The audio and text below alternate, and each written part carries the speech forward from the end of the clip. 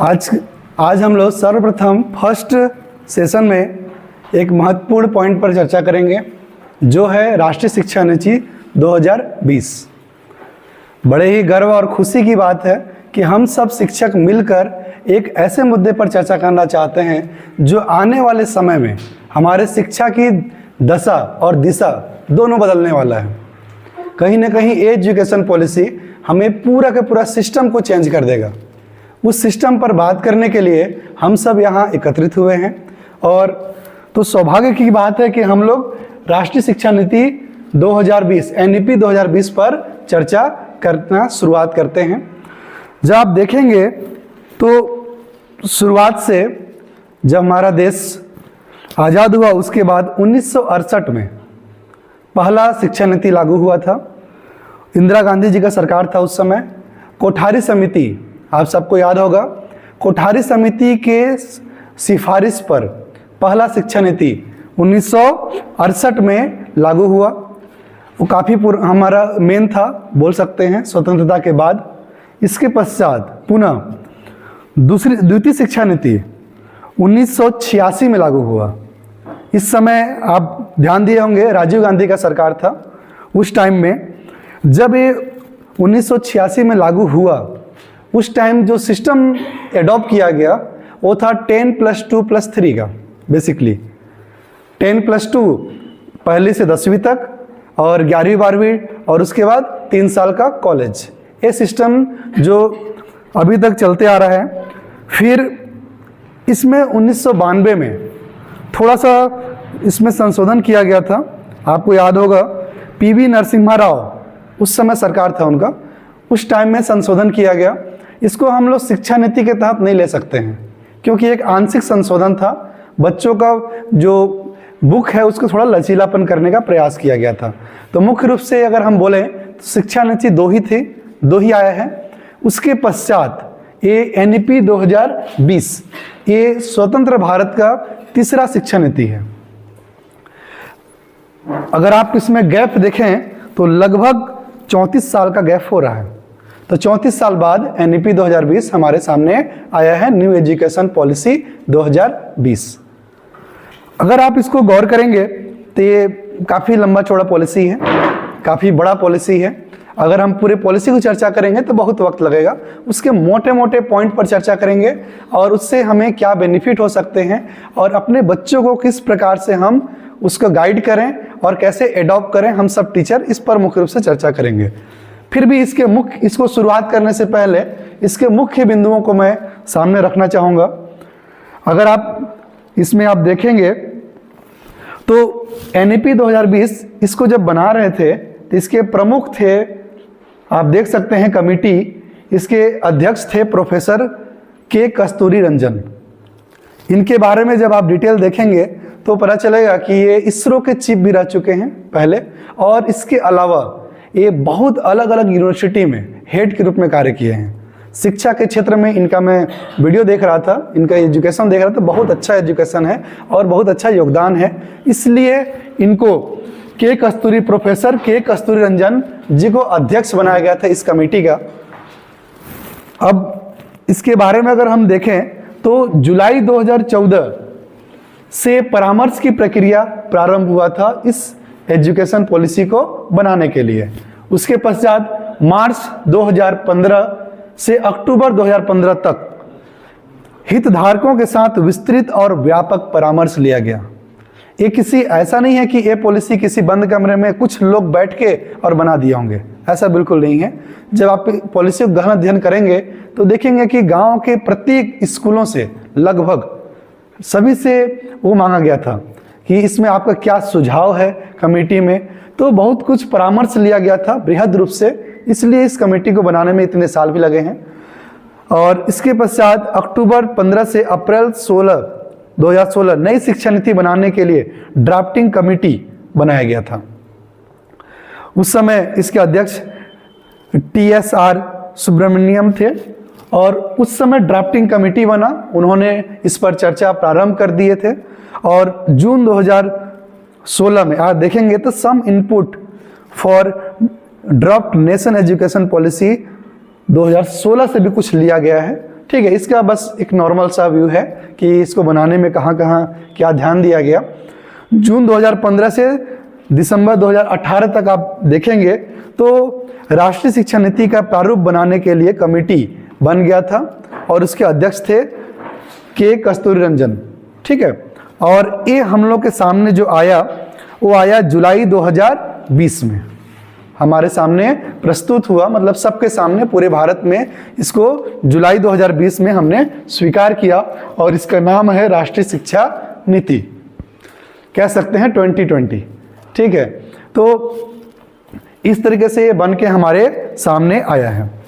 जब आप इसके और पहलू पर ध्यान रखेंगे तो देखेंगे कि इसमें सबसे पहला प्रावधान ये किया गया कि अगर शिक्षा को और बृहद रूप से बड़े पैमाने तक पहुंचाना है तो सबसे पहले जो फंड होता है उसको सुधारा जाए। तो इससे पहले जो हमारा जीडीपी का लगभग 4.43% इसमें यूज होता था, उसको बढ़ा के 6% कर दिया गया। लगभग आप समझ सकते हैं कि 2 गुना किया गया, ताकि बहुत सारे फंड जो प्राप्त हो सके, इसके लिए 6% किया गया। और एक महत्वपूर्ण बात यह है कि उससे पहले हम एजुकेशन मिनिस्ट्री अलग से नहीं होता था, हमारे लिए था MHRD, मानव संसाधन विकास मंत्रालय। MHRD के तहत शिक्षा मंत्रालय था, उसके नाम को अलग चेंज कर दिया गया और सिर्फ शिक्षा विभाग रखा गया।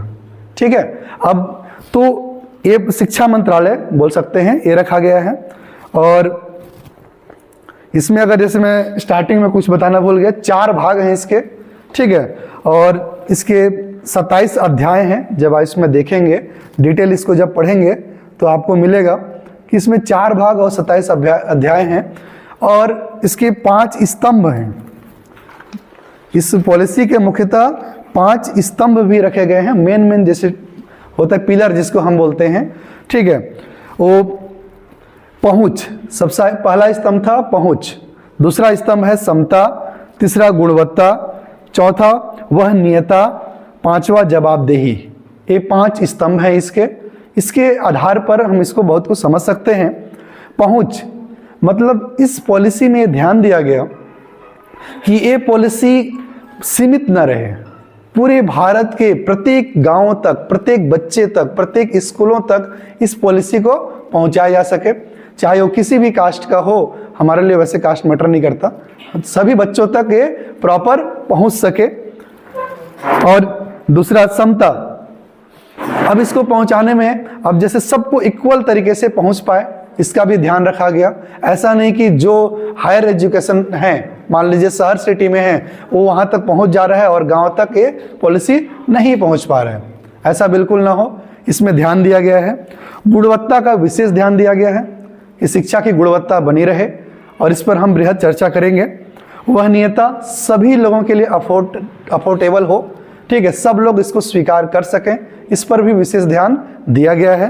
साथ ही जवाबदेही, ये भी निर्धारित किया गया है। ऐसा नहीं कि आप शिक्षा दे रहे हैं, बच्चा समझ रहा है कि नहीं समझ रहा है, बस उसको शिक्षा दे के सिलेबस कंप्लीट कर दिए, उसके बाद हमारा जवाबदेही खत्म हो गया, ऐसा न हो, इसके लिए भी हम अलग से सिस्टम बनाया जाएगा। तो मुख्य रूप से 5 पिलर इसके रखे गए हैं और जब आप इसको देखेंगे तो इस एजुकेशन पॉलिसी को 2030 तक इम्प्लीमेंट करना है। 20 में बना है, गवर्नमेंट को भी पता है कि तत्काल तो इम्प्लीमेंट हो नहीं पाएगा, इस पर चर्चा होगा, बहस होगा, प्लस हर इस स्कूल तक, शिक्षकों तक जाएगा, उस पे थोड़ा सा अपने अनुसार उस पे सोचेंगे, समझेंगे, अप्लाई करेंगे। मतलब ये पूरे भारत में अच्छे से इसको अप्लाई करना है, कब तक? 2030 तक इसका लक्ष्य रखा गया है। इसमें आप जब ध्यान देंगे तो एक चीज बोला गया है कि एनईपी का मुख्य ध्येय है एक भारत श्रेष्ठ भारत, एक भारत श्रेष्ठ भारत, इस पर विशेष जोर दिया गया है। एक भारत इसलिए कहा गया है क्योंकि इसके जो ऐसा डिजाइन किया जा रहा है कि जो बुक भी बनाए जाएंगे, वो बुक पूरे भारत में सभी स्कूलों में सारे बच्चे एक समान पढ़ेंगे। ऐसा नहीं कि कोई अलग अलग स्टेट के हैं, जैसे मान लीजिए एमपी के हैं, यूपी के हैं, छत्तीसगढ़ के हैं, तो स्टेट वाइज अलग अलग पाठ्यक्रम न रहे, और ताकि ये बहुत ज़रूरी भी है। अभी भी हम देखते हैं कि मैक्सिमम सिलेबस तो मैच करता है, फिर भी कुछ चीज़ें हैं। देखिए कुछ चीज़ें तो एनसीईआरटी ऐसा नहीं है कि वहाँ से डिजाइन कर दिया और उसको एससीईआरटी स्वीकार कर लिया, ऐसा नहीं होता है। क्या होता है, हर राज्य के अपने अपने विविधता होते हैं। सांस्कृतिक रूप से देखा जाए तो अलग अलग विविधता होता है, तो उसके लिए छूट दिया जाता है। बट मुख्य रूप से जो मेन तथ्य होता है वो सभी राज्यों में एक समान रूप से लागू हो सके, इसका भी विशेष ध्यान दिया गया है। इसके तहत जो स्टूडेंट और टीचर की रेशियो देखा गया, वो कोशिश किया जा रहा है कि 30:1 रखा जाए, कम से कम 30 स्टूडेंट पर एक टीचर हो, इस पर विशेष ध्यान है। वैसे राज्य भी अपने आवश्यकता अनुसार रेशियो में परिवर्तन करते रहते हैं, वो अलग मैटर है। और एक चीज़ और है इसमें कि एनईपी 2020 में बच्चों को राष्ट्रीय स्तर पर मूल्यांकन करने के लिए एक बोर्ड बनाया गया है जिसका नाम है परख, जो पूरे नेशनल लेवल पर बच्चों का कितना सीख रहे हैं, उनकी आउटकम क्या है, बच्चे कितना सीख पा रहे हैं, इसके लिए राष्ट्रीय स्तर पर मूल्यांकन करेगा। ठीक है, उस संस्था बनाया गया जिसका नाम क्या रखा गया है, परख। वो इस पर नेशनल लेवल पर राष्ट्रीय मूल्यांकन केंद्र बोल सकते हैं, ये है परख, ये बनाया गया है इसमें।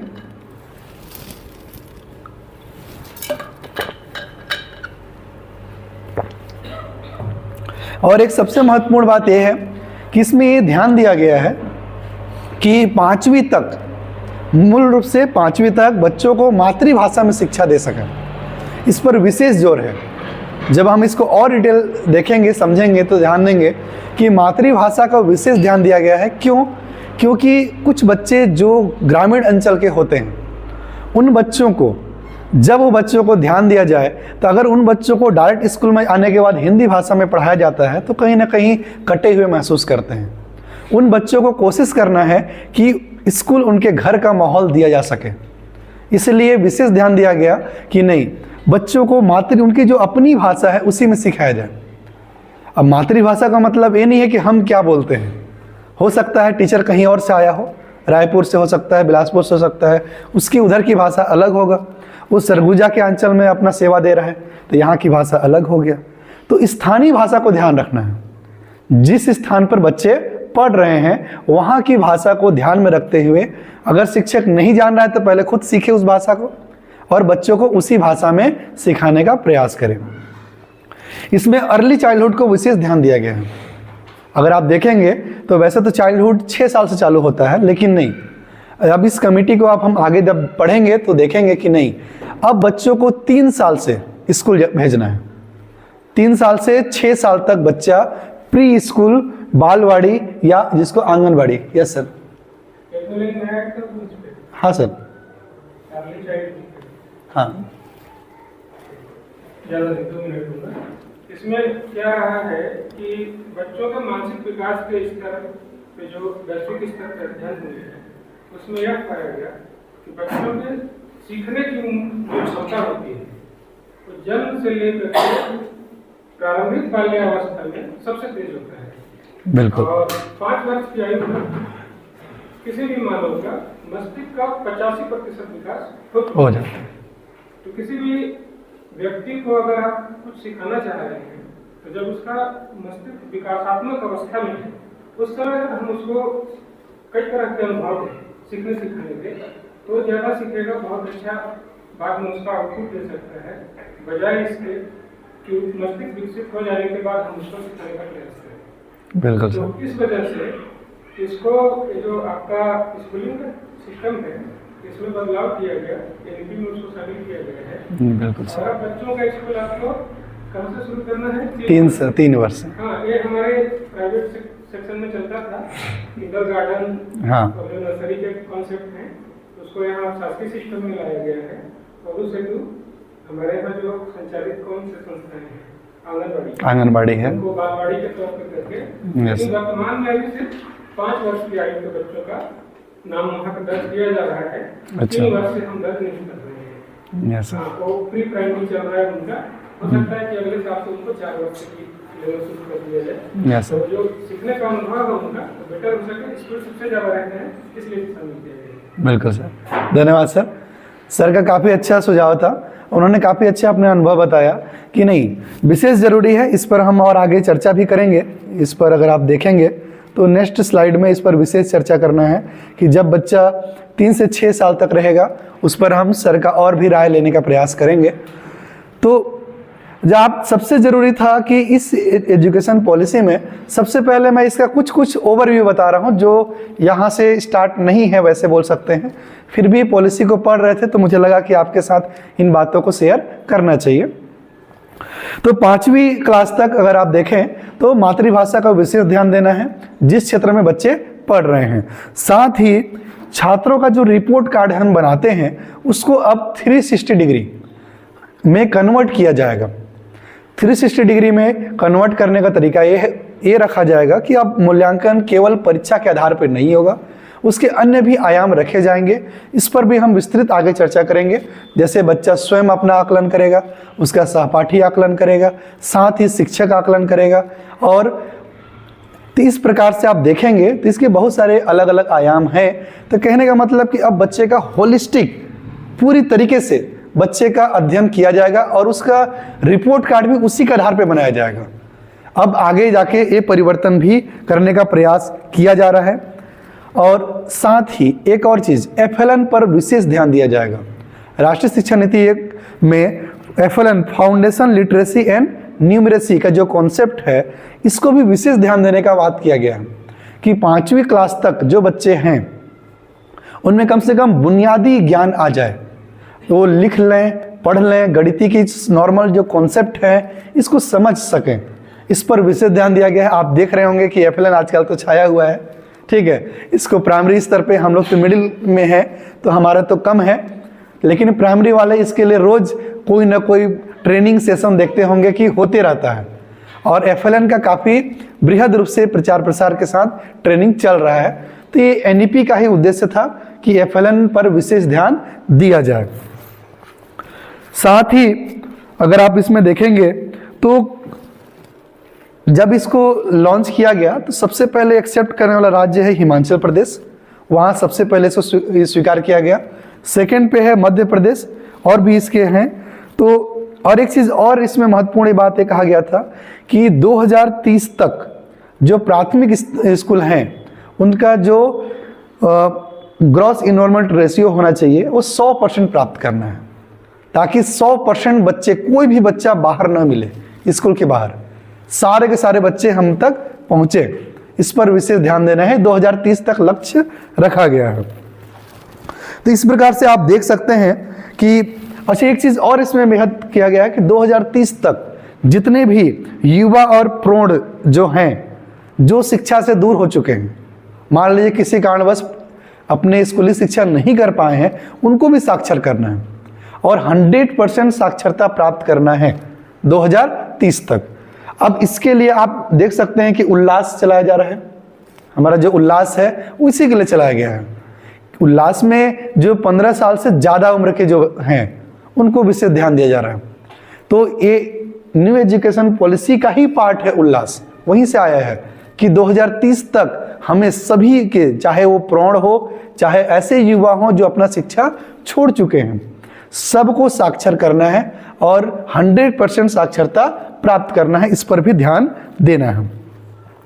और कॉलेज में भी इसका बहुत सारे सिस्टम चेंज हुए हैं, उस पर भी हम लोग चर्चा करेंगे। तो इस प्रकार से आप देख सकते हैं कि बहुत सारे बदलाव किए गए हैं। अब इसके मेन पॉइंट आगे चलते हैं। ये थोड़ा ओवरव्यू था कि इसमें क्या है, किस कमेटी में कैसा है और क्या क्या इसके मुख्य बिंदु हैं, और मेन चीज़ों पे हम लोग विशेष बात करेंगे। हमारा जो मेन फोकस है वो स्कूल शिक्षा को लेकर है।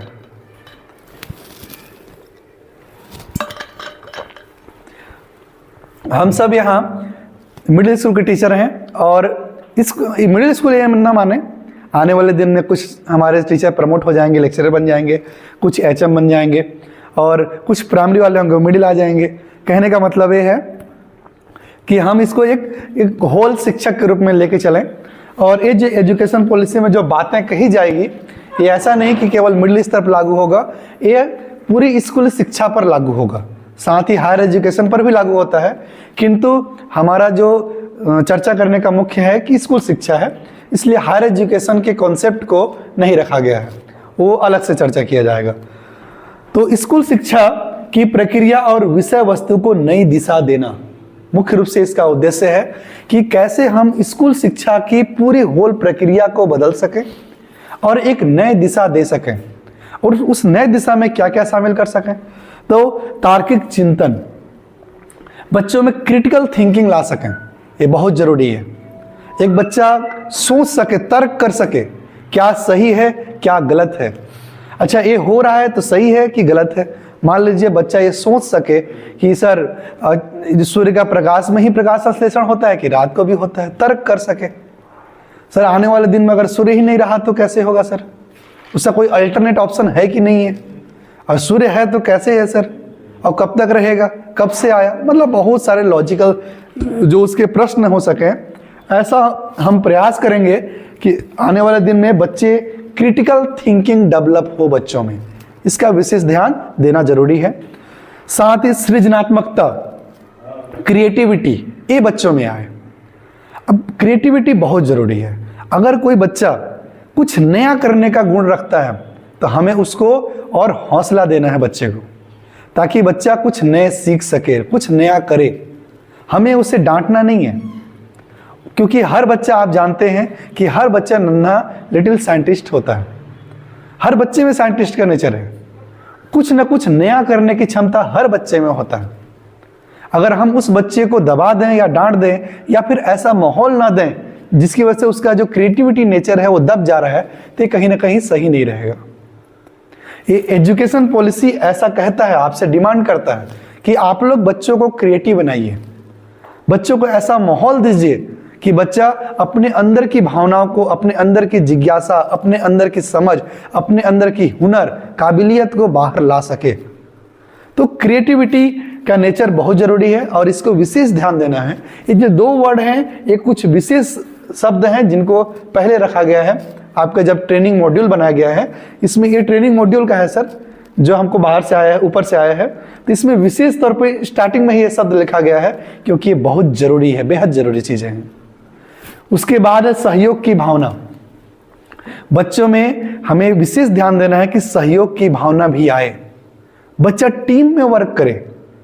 बच्चे को ऐसा नहीं, जैसे कुछ बच्चे क्या होते हैं, बेशक पढ़ने में अच्छे होते हैं, ठीक है, क्लास में आप देखे होंगे, तो अकेला पढ़ना पसंद करता है। बट आप भी जानते हैं कि जिंदगी में कोई भी कार्य अकेला नहीं हो सकता, एक ग्रुप की आवश्यकता पड़ता है, लीडर की, ग्रुप लीडर बनाने की आवश्यकता पड़ता है, ग्रुप मेंबर ही मिलकर ही आगे चल सकते हैं। तो सहयोग की भावना कहीं ना कहीं छोटे से ही विकसित करना है बच्चे में। अब सोचिए, मान लीजिए कि कोई बच्चा घर से स्कूल आ रहा था, रास्ते में एक एक्सीडेंट देखा उसने और उसमें कॉल नहीं किया, न किसी को बताया, या फिर कोई आदमी भी है उसने भी नहीं बताया, वो अपने कार्य को करने के लिए चले गए, तो क्या ये उचित है? नहीं है। हो सकता है वो टैलेंटेड स्टूडेंट क्यों ना हो, लेकिन सामाजिक रूप से वो बच्चा समाज के हित में नहीं है। शिक्षा का उद्देश्य सिर्फ ये नहीं है कि हम उसको साक्षर बनाएं, स्कूली ज्ञान दें, बुक की ज्ञान दें, नहीं, आने वाले भविष्य के लिए एक बेहद बेहतर नागरिक भी बनाना हमारा कर्तव्य है, जो सिर्फ अपने बारे में ना सोचे और अपने आसपास समाज, देश के बारे में भी सोचे। इसकी शुरुआत कहाँ से होगा? तो शुरुआत कहीं ना कहीं स्कूल से होता है। तो स्कूली शिक्षा में इसका प्रावधान हमको विशेष ध्यान देना है कि बच्चे में सहयोग की भावना डेवलप हो, तो इसका विशेष ध्यान रखना है। और टीम में काम करने में रुझान आए, सामाजिक सरोकार, जिम्मेदारी का भाव, ये सारी चीजों को मैंने एक साथ इन्वॉल्व किया है कि बच्चे में ये चीजें हो, टीम में कार्य करे बच्चा। जब देखिए, जब बच्चा को टीम में कार्य करेगा तो इससे काफी बेनिफिट भी है।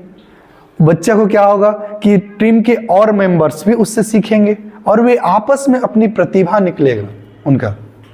टीम में जब कोई कार्य करते हैं तो बहुत सारे ऐसा कंडीशन होता है कि बच्चा हमारे सामने अच्छे से नहीं खुल पाता है, बट जो आपस में जब कार्य करते हैं तो उनकी प्रतिभा खुल के सामने आता है। तो हमें बच्चे को ऐसे टास्क भी देना है कि टीम वर्क कर सकें, जिससे उनका आपस में बॉन्डिंग भी मजबूत हो। बच्चों का बॉन्डिंग स्ट्रॉन्ग करना बेहद जरूरी है। अगर बच्चा बॉन्डिंग स्ट्रांग नहीं है तो कभी कभी स्कूल भी आने के लिए नहीं करते हैं। हमें ये देखा गया है कि अगर बच्चों में आपस में सामंजस्य अच्छा नहीं है, दोस्ती अच्छी नहीं है, तो कहीं ना कहीं अगर अकेला महसूस करता है तो बच्चा स्कूल से कटा हुआ महसूस करता है। तो हमें ये ध्यान देना है कि हम उसको टीम में रखें, सहयोग की भावना विकसित करें आपस में, ताकि उनमें दोस्ती अच्छी हो बच्चों में। क्योंकि आप देख सकते हैं अगर उसके सहयोगी साथ ही सब स्कूल जाएंगे और उन बच्चों का अच्छा आपस में मेलजोल रहेगा तो वे भी स्कूल आना पसंद करेंगे। तो इसका भी ध्यान रखना है। सामाजिक सरोकार, जैसा कि मैंने पॉइंट बोला कि सामाजिक रूप से भी बच्चों को सुदृढ़ बनाना है। जिम्मेदारी की भावना भी बच्चों में ये सिखाएं कि जिम्मेदारी की भावना, जिम्मेदार बन सके बच्चे। ऐसा नहीं कि बस अपनी जिम्मेदारियों से भागते रहें, उनको जिम्मेदार बनाना भी है। अगर जैसे उनको बीच बीच में सिखाना है कि कल के आने वाले भविष्य हैं आप, इस देश की पूरी जिम्मेदारी आप पर निर्भर करता है, इस देश का दिशा निर्देश आप डिसाइड करने वाले हैं। तो आप सिर्फ ऐसा नहीं कि आप बस पढ़ रहे हैं, और आपकी पूरी जिम्मेदारी है अपने माँ बाप, अपने परिवार, आस पड़ोस को, लोगों को आगे बढ़ाने का। जिम्मेदारी बहुत ज़रूरी होता है। बीच बीच में बच्चों को एहसास कराना, उनको समझाना बेहद ज़रूरी है। क्योंकि अगर बच्चे में जिम्मेदारी नहीं होगा, ये एहसास नहीं होगा, तो कहीं ना कहीं वो फ्री हो जाएंगे। क्योंकि आप सब जानते हैं कि हम सब किसी न किसी जिम्मेदारी से बंधे हुए होते हैं। अगर हमारे पास कोई जिम्मेदारी ना हो, ना परिवार की जिम्मेदारी हो, ना माँ बाप की जिम्मेदारी हो, किसी चीज़ की जिम्मेदारी ना हो, तो क्या लगता है कि हम अपने कर्तव्य को अच्छे से कर पाएंगे? नहीं करेंगे। कुछ दिन करेंगे, लेकिन फिर आगे लंबे समय तक नहीं कर सकते हैं। तो जिम्मेदारी की भावना बच्चों में लाना जरूरी है। वो प्राइमरी मिडिल स्तर तक ही लेके आना है। और उनमें ये भी ध्यान रखना है कि जिम्मेदारी सिर्फ, जैसे आज हम आपस में दोस्त हैं, तो चूंकि हमारा एजुकेशन को एजुकेशन होता है, तो बॉयज गर्ल्स दोनों जब साथ में पढ़ते हैं तो हमें ये भी सिखाया जाए कि इन जो गर्ल्स हैं, इनकी जिम्मेदारी भी आपके ही कंधों में है। ताकि जब वो बच्चा एक दिन बड़े होकर जब नागरिक बनेगा, बड़ा बच्चा बन जाएगा, वयस्क बनेगा, एडल्ट बनेगा, तो उस समय उसके अंदर कुछ ऐसी हीन भावना उत्पन्न नहीं होगा जिससे कि उनके साथ अभद्र व्यवहार करने का प्रयास करेगा। क्योंकि पहले से वो टीम में रह रहा है, सहयोग की भावना है, आपस में मिलजुल कर रह रहे हैं, तो हो सकता है कि आने वाले समय में वो एक अच्छा बने समाज के लिए। क्योंकि हमारा देखिए न्यू एजुकेशन पॉलिसी ये कहता है कि अब हमें एक ऐसे समाज का निर्माण करना है जिसमें लोग एक दूसरे का सहयोग भी करें। तो कहीं ना कहीं ये बेशक जरूरी है कि इसका शुरुआत स्कूली शिक्षा से हो। क्योंकि आप भी समझ सकते हैं कि जिस बच्चे को अगर आपस में मिलजुल कर रहने की आदत नहीं है, तो बड़ा होने के बाद क्या वो रहेगा? नहीं रहेगा, वो अकेला महसूस करना प्रयास करने लगेगा। तो ये सब भी ध्यान रखना है। और बहुभाषिकता, मल्टीलैंग्वेज को विशेष ध्यान रखने का प्रावधान किया गया है इस पॉलिसी में। देखिए, अगर कोई बच्चा किसी एक लैंग्वेज को सीख रहा है, तो अगर वो मान लीजिए कि केवल छत्तीसगढ़ी भाषा ही जानता है, सरगुजिया भाषा जानता है, तो सरगुजा में अपना जीवन यापन कर सकता है, लेकिन इससे आगे नहीं बढ़ सकता। अगर वो बच्चा हिंदी जानता है तो हमारे सभी राज्यों में जा सकता है, लेकिन अगर बच्चा इंग्लिश भी जानता है तो पूरे इंडिया के साथ साथ अन्य कंट्री में भी जाके जॉब कर सकता है।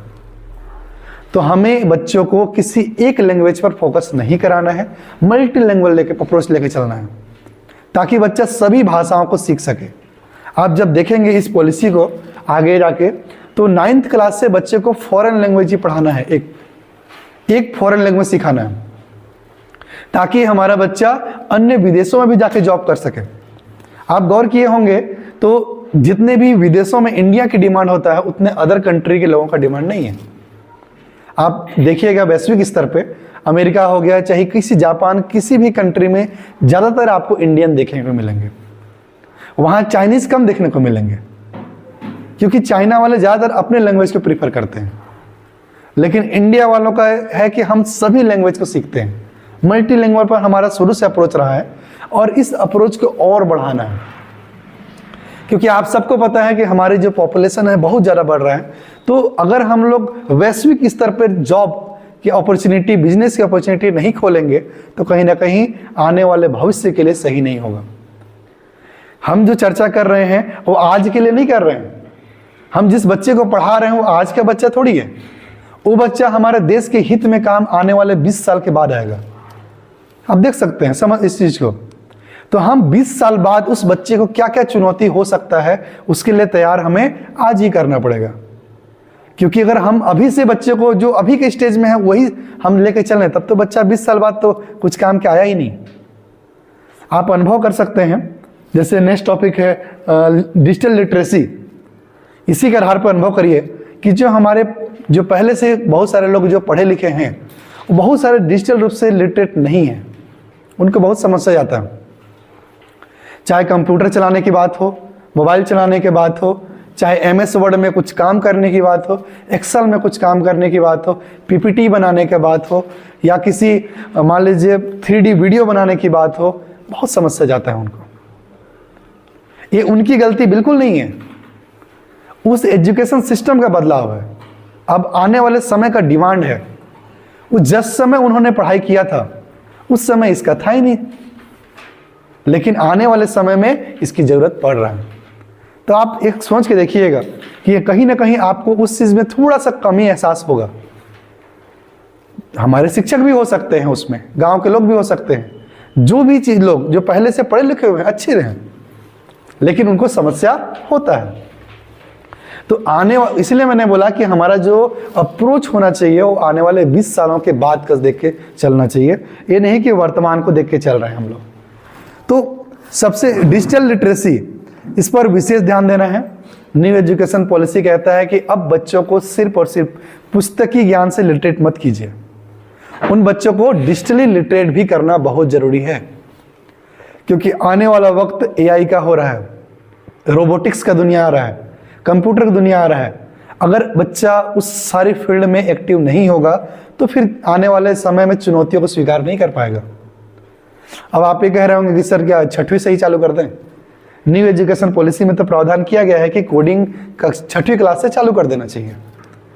आप समझ सकते हैं कोडिंग काफ़ी हाई लेवल हो जाता है, क्योंकि हम ग्रामीण अंचल में होते हैं। कुछ चीज़ें जो प्रैक्टिकली होता है, व्यवहारिक चीज़ें में थोड़ा अंतर होता है। हमें हर चीज़ को लेकर समझ के चलना चाहिए। अब गवर्नमेंट पॉलिसी बनाया कि कोडिंग तक सिखाइए, क्योंकि नहीं सिखा पा रहे हैं तो फिर आप कम से कम कंप्यूटर के बेसिक नॉलेज दीजिए बच्चों को। बच्चा कंप्यूटर चालू करना सीखे, बच्चा पेंट करना सीखे, बच्चा वर्ड चलाना सीखे, बच्चा नॉर्मल चीज़ें एक्सेल पे काम करना सीखे। बेसिक नॉलेज दीजिए बच्चे को। अगर बच्चा को एक बार इंटरेस्ट आ गया तो बाकी चीज़ों को स्वतः ही सीख जाएगा बच्चा। तो हमें डिजिटली रूप से ध्यान देना है। अब इसमें एक समस्या ये होता है कि बहुत सारे स्कूल में कंप्यूटर तो है ही नहीं, कंप्यूटर है नहीं तो सिखाएं कैसे? अभी कितने स्कूलों में कंप्यूटर है? पर हाथ खड़ा कीजिएगा तो एक ही सर के कहाँ है कंप्यूटर? गवर्नमेंट आया सर? हाँ, और हमारे यहाँ कंप्यूटर आ गया है। मेरे स्कूल में 3 कंप्यूटर आए हैं। अब कौन से मत से आया है, कैसे आया है वो तो नहीं पता। गवर्नमेंट से आया है ना? हाँ, अच्छा अच्छा।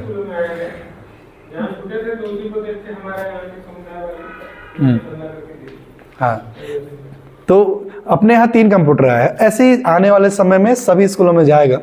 लेकिन अगर हम लोग जैसे इस बात पर अगर थोड़ा गौर करना चाहें, आने वाले वक्त में कंप्यूटर का इंतजार करने के लिए हम बैठें तो जो बच्चे हमारे आज पढ़ रहे हैं ये तो पढ़ के निकल जाएंगे, फिर उनके भविष्य का क्या होगा? हमारे लिए प्रत्येक बच्चा जिम्मेदार होता है।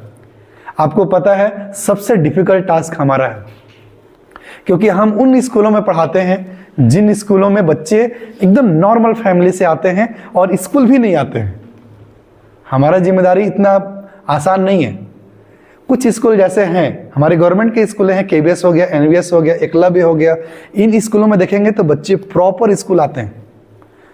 जब बच्चे प्रॉपर स्कूल आए तो उनको सिखाना आसान हो जाता है, लेकिन जब बच्चे गैप कर करके आए फिर सिखाना और डिफिकल्ट हो जाता है। एक दिन सिखाए, 2 दिन आया ही नहीं, तीसरे दिन हम उसको लेने गए, चौथे दिन आया, तो बीच का गैप हो जाता है। लेकिन अगर हम नेगेटिव चीज़ों को लेके चलें तो दिक्कत होगा, हमें पॉजिटिव को लेके चलना है। तो अपने को क्या है, अब मैं ये कहना चाहता हूँ कि हम उन बच्चों के लिए जॉब कर रहे हैं, उन बच्चों को सिखा रहे हैं, उन अंचल में जाकर सिखा रहे हैं जहाँ तक एजुकेशन को पहुँचाना और उनकी जिम्मेदारी हमारा बहुत कठिन है अन्य की तुलना में। आप सब शिक्षक हैं, अनुभवी हैं, वो अपने अनुभव में अनुभव किए होंगे, शिक्षकी कार्य में अनुभव किए होंगे कि बहुत सारे ऐसे चुनौतियां होते हैं जो कि बाकियों से हमें कहीं ज़्यादा सहन करना पड़ता है, क्योंकि हमारे ग्रामीण अंचल में बच्चे स्कूल ही नहीं आते हैं। बहुत सारी चीज़ों में हमें उसका भी ध्यान देना पड़ता है। कहीं ना कहीं डिजिटल लिटरेसी हमें ये भी सपोर्ट करेगा कि बच्चे स्कूल आएँ, क्योंकि आजकल बच्चे डिजिटल को थोड़ा इंटरेस्ट ज़्यादा लेते हैं। अब जैसे मेरा इस पर पर्सनल सुझाव है कि अगर जिसके यहाँ कंप्यूटर नहीं आया है, अब चूंकि आप ध्यान देंगे तो हम शिक्षकों को भी डिजिटल लिटरेट होना है, डिजिटली हमें भी सब ज्ञान होना चाहिए, चूंकि हम भी इस ज्ञान से कहीं ना कहीं थोड़े कुछ शिक्षक अछूते हैं। सबको तो नहीं बोलूँ, बहुत सारे शिक्षक आता है, बट बहुत सारे शिक्षक भी अभी भी अछूते हैं। अब आप खुद पहले सीखेंगे तब तो बच्चों को सिखाएंगे, एक बात ये भी हो जाता है। अब जब तक खुद MS वर्ड में आप काम करना नहीं जानते हैं, बच्चों को कैसे सिखाएंगे? एक सामान्य सा सोच है। ठीक है, जो पॉलिसी है इसकी तो बात है, पर पॉलिसी कौन निभाएगा? हम ही तो निभाएंगे, हम आप मिलकर निभाएंगे। हम आप जब मिलकर निभाने जाएंगे तो सबसे बड़ी समस्या यह आएगा कि बहुत सारे जो हमारे शिक्षक जो वर्षों से जॉब कर रहे हैं वो खुद लिटरेट नहीं है, तो उनको भी लिटरेट होना पड़ेगा। अब ऐसा तो नहीं कि अब डिमांड है कि कंप्यूटर सिखाना है तो उन टीचरों को रिप्लेस कर दिया जाए, पॉसिबल ही नहीं है। इसके लिए ट्रेनिंग भी होगा, हमारा चलते रहता है। इसलिए ट्रेनिंग तो होता है कि वक्त के साथ साथ नई चीज़ों को पर चर्चा हो और उसको सीखें। तो अब इस पर मेरा सुझाव है, आप अपने स्तर पे कार्य कर सकते हैं। अपने स्तर पे एक लैपटॉप का व्यवस्था कर सकते हैं, जिससे कि आप पहले खुद भी सीखेंगे और बच्चों को भी सिखाएंगे। क्योंकि जो डिजिटल लैपटॉप है जो मेरे सामने ही है, मुश्किल से 20,000 का लैपटॉप है, अभी GST की बात तो कम भी हो गया है। तो कहने का मतलब ये है कि जब तक हम लोग खुद नहीं सीखेंगे बच्चों को नहीं सिखा पाएंगे। अब खुद कैसे सीखें? अगर स्कूल में प्रोवाइड नहीं किया गया है तो मैं मानता हूं कि हमें खुद खरीद लेना चाहिए एक लैपटॉप, जिससे कि हम सीखेंगे, अपने बच्चों को भी सिखाएंगे। और बहुत सारे जो आजकल तो ऐसे डिजिटल कार्य में हैं, आप देखते होंगे कि जानकारी मंगाया जाता है वो डिजिटल फॉर्म में ही आता है। हम अपने शिक्षक की दायित्व का निर्वाह कर सकते हैं। आने वाले समय में मान लीजिए कोई CSC बन गया, कोई हेडमास्टर बन गया, तो भाई आने वाले समस्याओं में आपको देखेंगे तो कहीं ना कहीं फंस जाएगा टीचर। आने वाले अभी तक तो काम चल जा रहा है, लेकिन 10 साल बाद जिसकी सर्विस लंबा बचा है, क्या लगता है सर, बच जाएगा?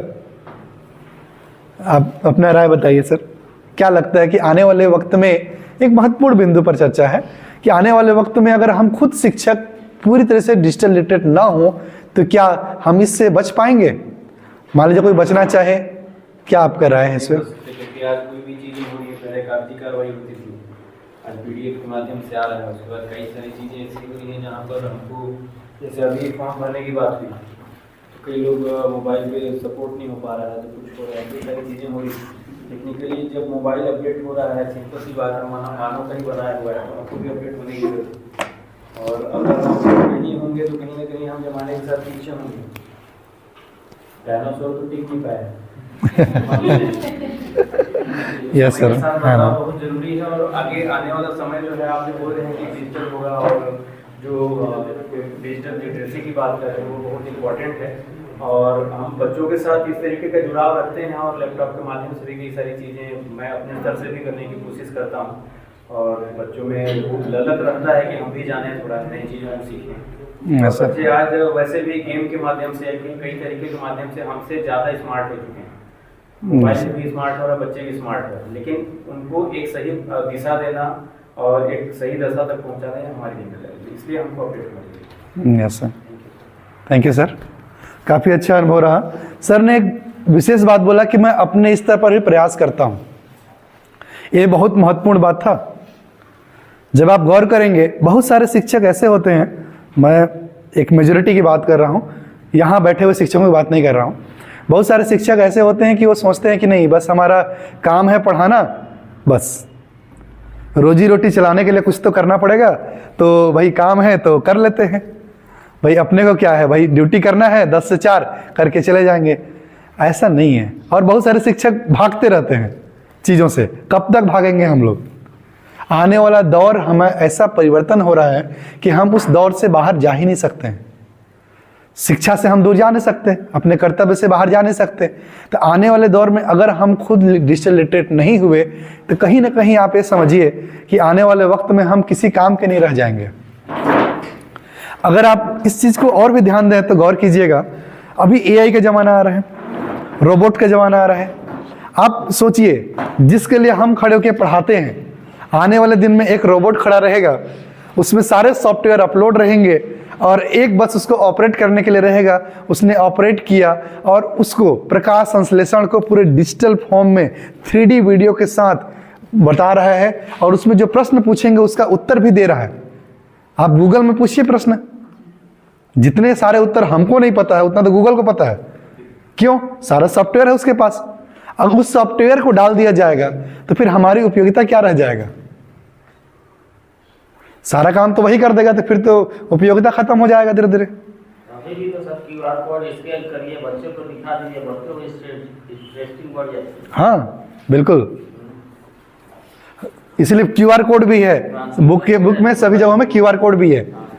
तो कहीं ना कहीं हमें इस चुनौती के बारे में सोचना पड़ेगा, क्योंकि आने वाले वक्त में ये चुनौती बहुत बेहद बढ़ने वाला है। इसके लिए हमें तैयार रहना बहुत जरूरी है। एक आध जन और अपना राय दीजिएगा, क्योंकि काफ़ी महत्वपूर्ण मुद्दा है कि डिजिटल लिटरेट खुद भी होना और बच्चों को लिटरेट करना, नए टेक्निक से पढ़ाना बहुत ज़रूरी है वक्त के परिवर्तन के साथ। मैम आप दीजिएगा अपना राय इस पे।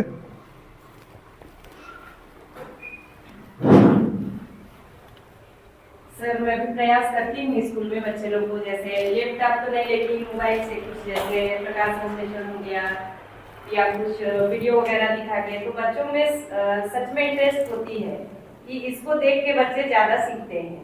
तो मैं भी प्रयास करती हूँ थोड़ा बहुत लैपटॉप वगैरह चलाने के लिए घर में बच्चों का है तो फिर सोचती भी हूँ कि स्कूल ले जाकर के थोड़ा दिखाऊं बच्चों को, लेकिन ये तो अभी ले जाकर के नहीं दिखा पाई हूँ। लेकिन प्रयास करूंगी कि ले जाके बच्चों को थोड़ा सा स्कूल में दिखाऊं। धन्यवाद मैम, एक बार मैम के लिए ताली हो जाए। सोच बहुत अच्छा है मैम का। देखिए आप जैसे हम मैम बोला कि हमने घर में ही प्रयास करती हैं, सीखती हैं, तो इससे क्या होगा कि मैम का भी इंटरेस्ट बढ़ेगा। साथ साथ बच्चों के साथ जब उनके साथ बातचीत करेंगी, सिखाएंगी, तो बच्चे भी सीखेंगे। तो डिजिटल लिटरेसी खुद प्राप्त करना और बच्चों को भी दिलाना बहुत बेहद ज़रूरी है। मैं अभी तक जो शिक्षक नहीं कर रहे होंगे उनसे भी निवेदन है कि अब चालू कर देंगे। बहुत सारे शिक्षक तो करते हैं, क्योंकि सबसे होशियार इंसान तो शिक्षक ही है। वो वक्त के अनुसार बदल जाता है, एडॉप्ट करने का नेचर सबसे अच्छा होता है। बहुत सारे मैक्सिमम 70-80% ये शिक्षक ऐसे हैं जो आज डिजिटल रूप को एडॉप्ट कर चुके हैं, और जो कुछ शिक्षक नहीं कर पा रहे हैं वो धीरे धीरे कर रहे हैं। 2030 तक सब कर लेंगे, ठीक है, यकीन मानिए 30 तक सब कर लेंगे, क्योंकि एजुकेशन का सिस्टम धीरे धीरे बदल रहा है और हम शिक्षकों को भी पता है कि हमें भी अपने आप को चेंज करने की आवश्यकता है। जो नहीं कर पा रहे होंगे उनसे मेरा आग्रह यही रहेगा कि आप अपने स्तर पे लैपटॉप खरीद लीजिएगा। 20-25-30 हज़ार का तो आता है, ठीक है, उससे महंगा तो सब मोबाइल रखते हैं। तो असेंबल वाला सस्ता आता है सर, 10,000 के अंदर में आ जाएगा। काफ़ी अच्छा बता दिया सर। असेंबल आता है, हाँ, वाला आजकल उसमें बेच रहे हैं 7-8 7-8 हज़ार हज़ार हो जाता है। तो मतलब देखिए सोच होना चाहिए सर। अब 7-8 हज़ार इसका नेगेटिव इम्पैक्ट सोच से हो सकता है, मैं क्यों खर्चा करूं, मेरा क्या जिम्मेदारी है, फंड नहीं मिला है, गवर्नमेंट देगा तो मैं करूंगा, मैं क्यों करूं इसके लिए, इन नेगेटिव सोच हो सकता है। भाई गवर्नमेंट को अगर लगता होगा कि बच्चों को कंप्यूटर सिखाना चाहिए तो भेजेगा। बहुत दूसरों के बच्चों के साथ कर रहे हैं, कल हमारे बच्चों के साथ भी यही हो सकता है, तो हमारे बच्चे भी कुछ चीज़ों से वंचित हो सकते हैं। तो सारे बच्चे हमारे हैं। वैसे आप तो जो हमारे एजुकेशन सिस्टम में आ गए हैं तो इस चीज़ को समझ चुके होंगे कि बच्चा का पूरी जिम्मेदारी हमारा है। तो उस बच्चे का शिक्षा व्यवस्था को ध्यान रखना, उसको सिखाना बेहद ज़रूरी है। तो डिजिटल रूप से ये ध्यान रखना ज़रूरी है। मेरा रिक्वेस्ट यही रहेगा, मैं इस पर ज़्यादा टाइम ले लिया क्योंकि ये बहुत महत्वपूर्ण बात था। जो शिक्षक एडॉप्ट कर चुके हैं उनके लिए बहुत अच्छी बात है, जो नहीं करे हैं वो धीरे धीरे करें अपने स्तर पे ही प्रयास करें कि बच्चों को अगर कोई चीज़ पढ़ा रहे हैं, जैसे अगर डाइजेशन सिस्टम पढ़ा रहे हैं तो बच्चों को 3D वीडियो के साथ पढ़ाने का प्रयास करें। बच्चा ज़रा अच्छे से समझता है, चीज़ों को देख पाता है। अब हृदय हम दिखा तो सकते नहीं हैं, लेकिन 3D वीडियो में बहुत अच्छे तरीके से दिखा सकते हैं। अच्छा, इसको बस कंप्लीट कर लेता हूँ। सेकंड है रटने की सभी प्रक्रियाओं को खत्म करके बच्चों में विश्लेषण, तर्क, संवाद और जीवन में ज्ञान के उपयोग का रुझाव विकसित करना। रटंत विद्या बच्चों के लिए उतना उपयोगी नहीं हो पाता है। आप सबको पता होगा, किसी भी चीज को हम लोग याद कर लें लंबे समय तक वो दिमाग में रहता नहीं है। आप गौर कीजिए, आप खुद 6वीं 7वीं 8वीं क्लास में क्या पढ़े हैं याद है आपको? नहीं होगा। हाँ, लेकिन बेशक जो मेन कॉन्सेप्ट थे जिसका लंबे समय तक उपयोग होता वो चीजें याद है। अगर हम बच्चों को रटने पे एक जोर दें तो बच्चा लंबे समय तक किसी भी चीज को एक्सेप्ट नहीं कर पाएगा। रटना सिस्टम बिल्कुल भी खत्म हो जाना चाहिए। न्यू एजुकेशन पॉलिसी आपसे रिक्वेस्ट करता है, डिमांड करता है कि बच्चों को समझ पर आधारित चीजों को लेके जाइए। इसीलिए तो क्वेश्चन आंसर भी खत्म कर दिया गया बुक में। आप क्या ही रटवाएंगे? अब क्वेश्चन आंसर तो है ही नहीं। अगर आप देखें तो आप सोचिए, जब क्वेश्चन आंसर था तो बोल देते थे बेटा इसका क्वेश्चन आंसर याद करो। याद करते थे, हम लोग खुद किए हैं अपने जमाने में। नॉर्मल बेसिक क्वेश्चन, हाँ, प्रश्न उत्तर करके नहीं दिया है। और अधिक जाने और बस विश्लेषणात्मक क्वेश्चन, हाँ, तो उसको प्रश्न नहीं मान सकते, वो सीखने पर ही आधारित है। आप जब देखेंगे तो वो हर एक प्रश्न में सिखा ही रहा है, कुछ ना कुछ और सिखाता है। बच्चों को सिखाने में प्रयास करना है, बच्चों को हमें रटाना नहीं किसी भी ज्ञान को। क्वेश्चन बना के ही आ रहा है। हाँ, बच्चे बहुत जल्दी क्वेश्चन बना लेते हैं। मेरे यहाँ तो 6th क्लास के बच्चे बहुत ही जल्दी क्वेश्चन बना लेते हैं। नहीं, जरूरी है बच्चों को प्रश्न निर्माण करने की क्षमता भी हमें सिखाना है, ताकि इसलिए तो बुक का डिजाइन ही ऐसा कर रहे हैं कि बच्चा खुद ही क्वेश्चन बनाए। हमें उसे सिखाना है, समझाना है। पार्टिकुलर प्रश्न का उत्तर दे देना शिक्षा नहीं है। आप पढ़ा रहे हैं इलेक्ट्रिसिटी क्या डेफिनेशन है, बस उसको बता दिए हो गया। अब गवर्नमेंट आपसे ये कहता है कि नहीं, किसी टॉपिक पे अगर चर्चा कर रहे हैं ना तो आप जहां तक हो सके चर्चा कीजिए। आपकी कोई लिमिटेशन नहीं है। क्यों? सिलेबस का बोझ कम कर दिया गया है। आपको टेंशन नहीं है सिलेबस कंप्लीट करने का, आप फ्री हैं। गवर्नमेंट एजुकेशन पॉलिसी बनाने वाला भी समझते हैं इस बात को। जब तक आपको फ्री नहीं रखा जाएगा, तब तक तो आप फ्रीली होकर बच्चों को सिखा ही नहीं पाएंगे। आप इसी टेंशन में रहेंगे कि सिलेबस कंप्लीट करना है, तो बहुत सारी चीजों को हम जानते हैं, बच्चों को नहीं बताते हैं। इसीलिए इस पॉलिसी में ध्यान दिया गया, सबसे पहला ध्यान यही दिया गया कि सिलेबस को काटा जाए, कम किया जाए, बोझ को कम किया जाए, ताकि अगर कोई शिक्षक इलेक्ट्रिसिटी चैप्टर स्टार्ट किया तो उससे संबंधित सुचालक कुचालक से लेकर पूरी दुनिया तक पढ़ा सके, जहां तक उसकी इच्छा हो।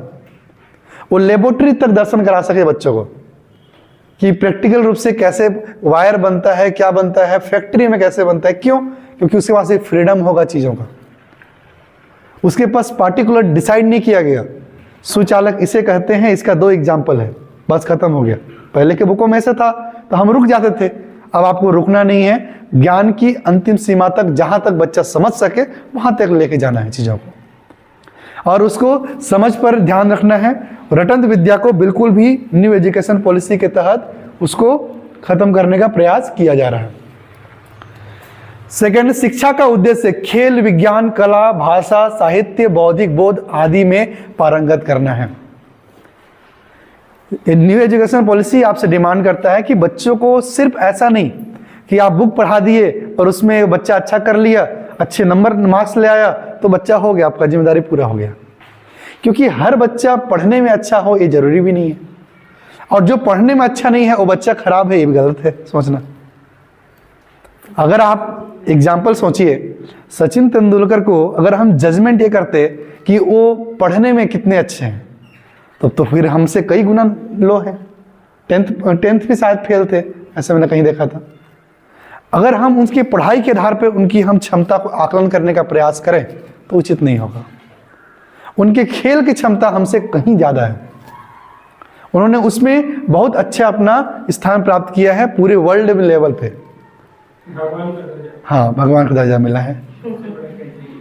तो अगर सोचिए आप, तो उस बच्चे को अगर आप जज कर रहे हैं कि नहीं पढ़ने में के अकॉर्डिंग, तो क्या वो सही रहेगा?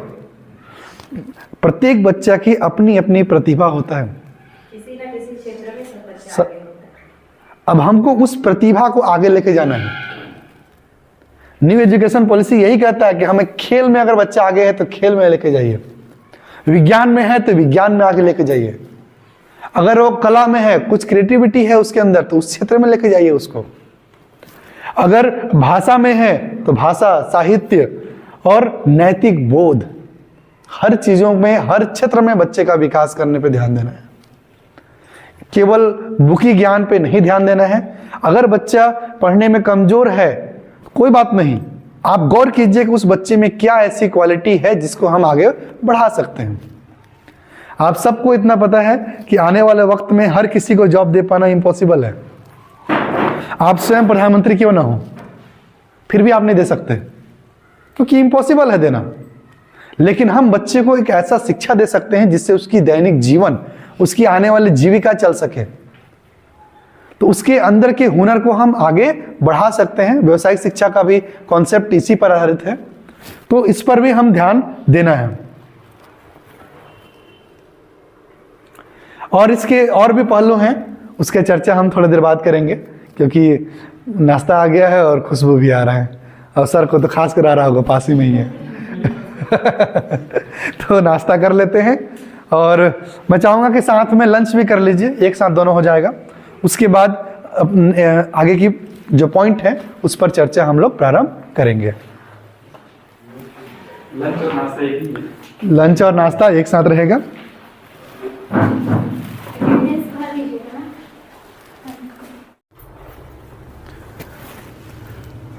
एनईपी के पर चर्चा आगे करते हैं अपन। सबसे महत्वपूर्ण बात यह है कि अब जो शैक्षिक स्तर की जो ढांचा है, वो स्टेज बोलना चाहिए, उसको चेंज कर दिया गया। पहले जो हमारा जो सेकेंड पॉलिसी आया था 86 में, उसमें जैसे हमने देखा 10 + 2 + 3 का चल रहा था। अब उसको चेंज कर कन्वर्ट कर दिया गया 5 + 3 + 3 + 4 में, ये बदला गया है।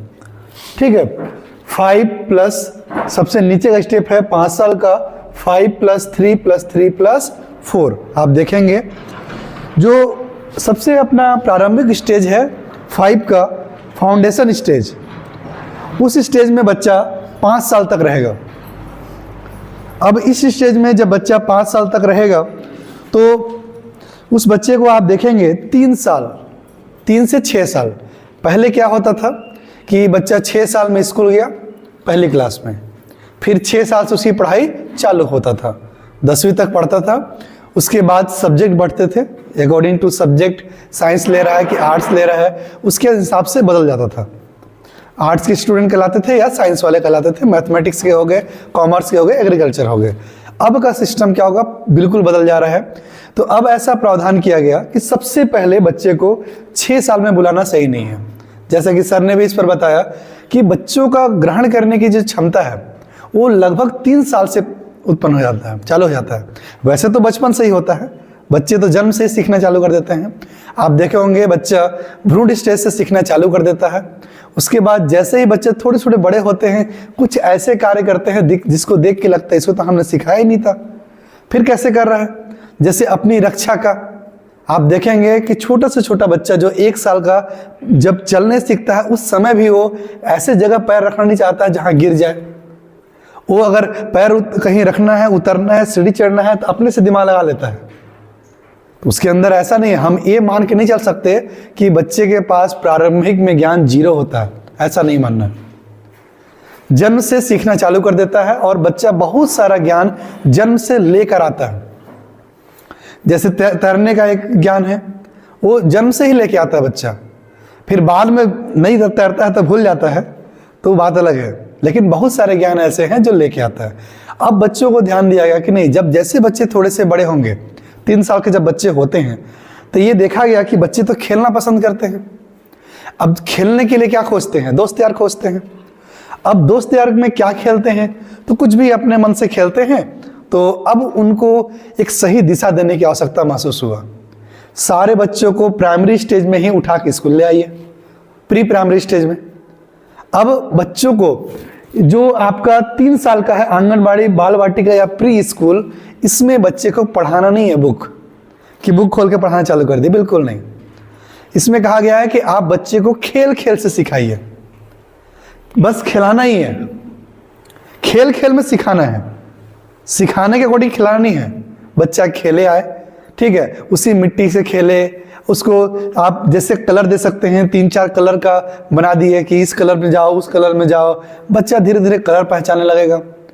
जैसे शेप हो गया, आकार हो गया, आप बालवाड़ी में देखे होंगे बहुत सारे अलग अलग प्रकार के आकार आते हैं, तो बच्चा वहाँ सीखना चालू करेगा देख देख के उन लोगों को।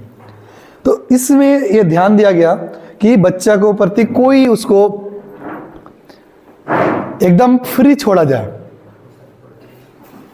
3 से जब बच्चा प्री प्राइमरी स्टेज में जाए तो उस कंडीशन में बच्चे को खेल खेल से सिखाने का विशेष ध्यान दिया गया। बच्चे को लगे ही ना कि मैं स्कूल में हूँ, उसको लगे मैं तो घर में ही हूँ, घर में खेलता था, उससे अच्छा स्कूल में आके खेल रहा हूँ। घर में अकेले खेलता था 1-2 बच्चों के साथ, स्कूल में सारे दोस्त हैं मेरे। तो क्या होगा, स्कूल आने की जो उसकी इच्छा होगा वो बढ़ जाएगा धीरे धीरे। वो स्कूल आने के प्रति अपने आप अंदर से उसकी इच्छा होगी कि अब मेरे को स्कूल जाना चाहिए। क्यों? क्योंकि मेरे को खेलने के लिए मिलता है। वहाँ मैम या सर जो भी हैं वो तो मेरे से सिंपल मम्मी जैसे बोलती है उसी भाषा में बात करते हैं, डांटते भी नहीं है और दबाव भी नहीं देते हैं। मेरे दोस्त यार भी जाते हैं, उससे क्या होगा, बच्चा खेल खेल के माध्यम से सीखना चालू होगा और स्कूल के प्रति जुड़ाव बढ़ेगा बच्चे का। आपने देखा होगा कि 6वीं क्लास में जब पहले ऐसा होता था, बहुत जगह देखने को मिलता था, बच्चे स्कूल नहीं आते थे 6वीं क्लास में, इतना स्कूल से हट जाते हैं, उनको ना उठा के लेके जाना पड़ता था।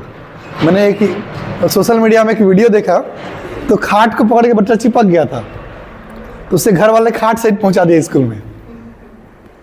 बोला आप सोचिए, बच्चे की मानसिकता को समझने का प्रयास कीजिए, उसको स्कूल पसंद ही नहीं आ रहा है, स्कूल आप थोप रहे हैं उसके ऊपर, खुद से नहीं जा रहा है।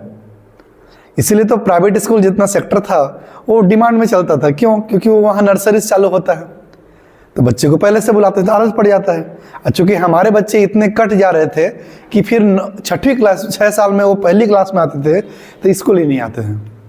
तो इसको ध्यान में रखते हुए बालवाड़ी या प्री स्कूल आंगनबाड़ी के कॉन्सेप्ट को लाया गया है। और इसके साथ साथ पहली और दूसरी भी इसी स्टेज में पढ़ाना है, पहली और दूसरी का जो है इसी स्टेज में पढ़ाना है। और जब आप पहली और दूसरी भी पढ़ाएंगे तो बालवाड़ी से कब पहली दूसरी पहुंचा बच्चे को पता नहीं चलना चाहिए। क्यों? क्योंकि इस सिस्टम में एग्जाम नहीं देना है, बच्चा एग्जाम नहीं देगा।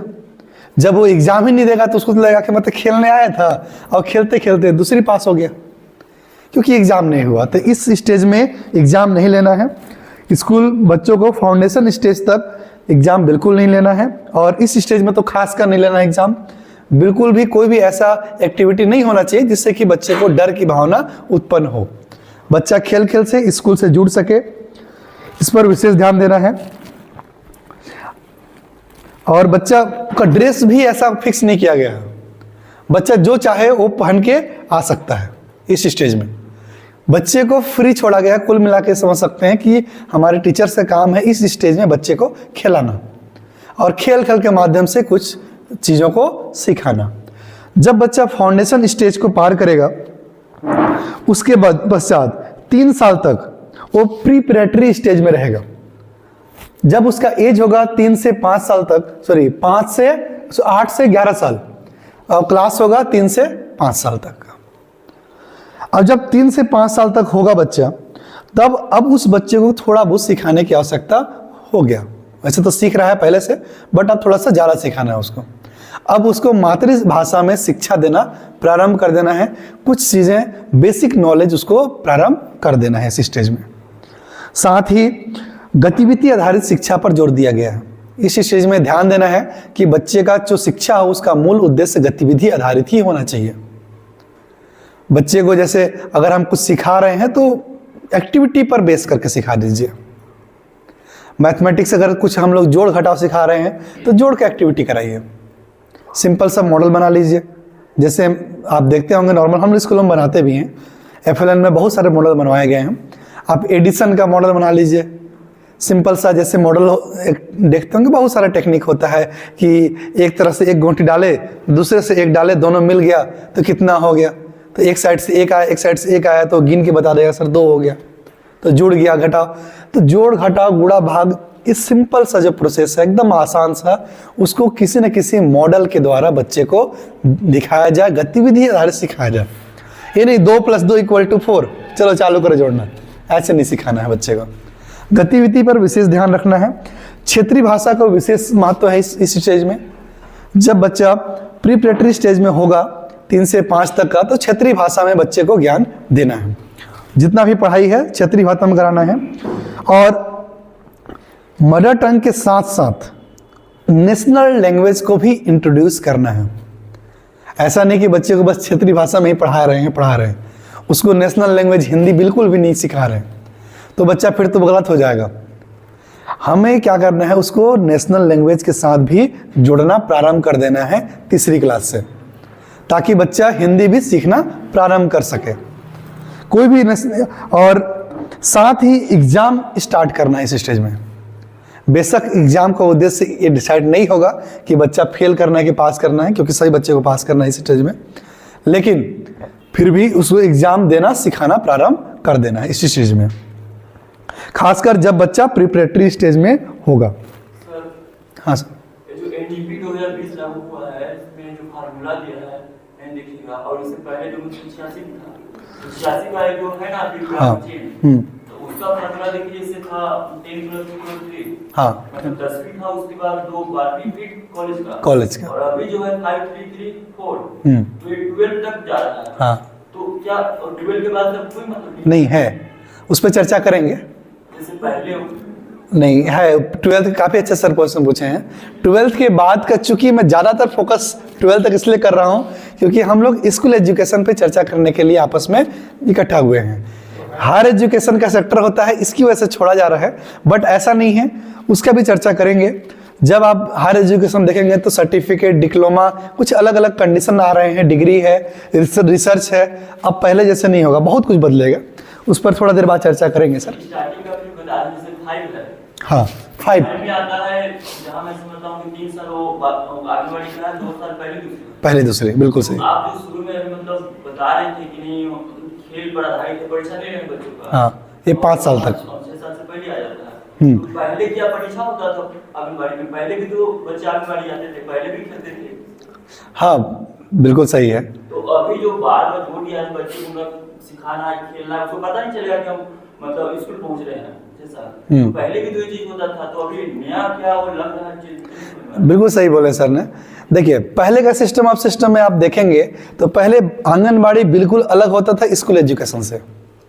हमारा जो स्कूल है पहली क्लास से चालू होता था, आंगनबाड़ी के अलग ही रहते थे। कहीं कहीं तो आप देखे होंगे कि आंगनबाड़ी का अलग कैंपस होता था और स्कूल का अलग कैंपस होता था। अब आंगनबाड़ी को वहाँ पढ़ाया जाता था, ठीक है। सर का भी राय लेंगे, थोड़ा सा मैं अपनी राय दे लूँ। तो क्या हुआ, जब गवर्नमेंट देखा कि जब एजुकेशन पॉलिसी बनाने वाले देखे कि नहीं आंगनबाड़ी में क्या हो रहा है कि बच्चों का उतना ख्याल नहीं रखा जा रहा है, रख भी रहे हैं लेकिन बड़े बच्चों के साथ समायोजन नहीं हो रहा है। फिर बच्चा क्या हो रहा है, अलग जगह में पढ़ रहा है, इधर फिर अलग जगह में जाएगा, उसको कंबाइन करने की आवश्यकता पड़ा। महसूस इससे ज़्यादा बेनिफिट मिल सकता है, उसी स्कूल में ही इसको डिजाइन किया गया। जैसे जहाँ प्राइमरी स्कूल है उसी स्कूल में लगेंगे, प्री जो बालवाड़ी है आप देख रहे होंगे उसी स्कूल में चालू कर दिया गया। अभी तक तो 5वीं क्लास, जैसे सर ने बताया हमें कि 5 साल तक के बच्चों को ले रहे हैं। आने वाले 2030 तक 3 साल तक के बच्चों का एडमिशन हमारे स्कूल में ही चालू हो जाएगा। हाँ बेशक प्राइवेट में चल रहा है, लेकिन गवर्नमेंट में एडॉप्ट नहीं किया गया था, गवर्नमेंट में 6 साल से किया गया था। तो इसी वजह से तो कुछ जो बेनिफिट हैं हम अपने एजुकेशन पॉलिसी क्यों चेंज कर रहे हैं, ताकि कुछ बेनिफिट हो सके। तो गवर्नमेंट को इसका एहसास हुआ, एजुकेशन पॉलिसी बनाने वालों को, कि नहीं स्कूल को 6वीं मतलब पहली क्लास से रखना कहीं ना कहीं गलत हो रहा है। इसको हम लोग बालवाड़ी को इसी के साथ, जो आंगनबाड़ी है, बालवाड़ी है, प्री स्कूल है, इसके साथ अटैच कर दें तो हमें बेहतर रिजल्ट मिल सकता है। इसीलिए इन दोनों को कंबाइन कर दिया गया। एग्ज़ाम पहले भी नहीं होता था, बेशक अभी भी नहीं होगा, ये कोई नई बात नहीं है, ठीक है। पहले आप तो देखते होंगे कि 8वीं तक का भी एग्ज़ाम नहीं होता कुछ दिन पहले, अभी तो चालू किया है बस एक बच्चों में डर पैदा करने के लिए। तो लेकिन इसमें साफ साफ ये प्रावधान भी कर दिया गया है, अगर आप चाहें भी तो नहीं कर सकते हैं। मान लीजिए कोई इस बच्चे को फेल करना चाहे, चाहे वो प्राइवेट हो चाहे गवर्नमेंट हो, नहीं कर सकते हैं जो, क्योंकि इसमें एग्ज़ाम लेना ही नहीं है। इस स्टेज में बच्चा आगे कंटिन्यू बढ़ेगा। और खेल आधारित पर ज़रा ध्यान देना है। सर भी कुछ बोल रहे थे इस टॉपिक पर। Yes sir. पहले भी बताया थे ऑनलाइन से पहले कि जब तक हमारे कोई जिम्मेदारी हो, जिसे मान लीजिए सिंगल बच्चा है, वो मतलब सारी चीज़ बात कर ले, आदमी को चिंता है कि हम जाएंगे 2-4 बच्चे संभालेंगे, चाहे बीवी, हर चीज़ संभालेगा। अकेले तो ज़्यादा देर तक अपना मतलब कर्तव्य ठीक से नहीं संभाल सकते। बिल्कुल। अभी थोड़ी जैसे पढ़ाई पे फोकस करेगी नहीं और 8वीं तक ऐसे पास कर देना, उसको खेल नहीं करना, बस दिखाना है डर। तो सब बच्चे वो हम कितना नहीं डराएंगे, बच्चे को अच्छे से पता चल गया है कि 8वीं में फेल नहीं करना है। कई बच्चे स्कूल भी नहीं आते हैं, फिर भी उसका रिजल्ट बढ़ रहा है, तो सब बच्चे में डर ही नहीं रहेगा, मतलब ना उसका शारीरिक या मानसिक अपने का, तो फिर जिम्मेदारी कहाँ से वो करेगा कि स्कूल आना है। बिल्कुल सर, बिल्कुल सही बात बोल रहे हैं कि जिम्मेदारी अगर हम इस स्टेज में बच्चे को नहीं देते हैं तो फिर बच्चा कैसे उसको आगे की ओर हैंडल करेगा।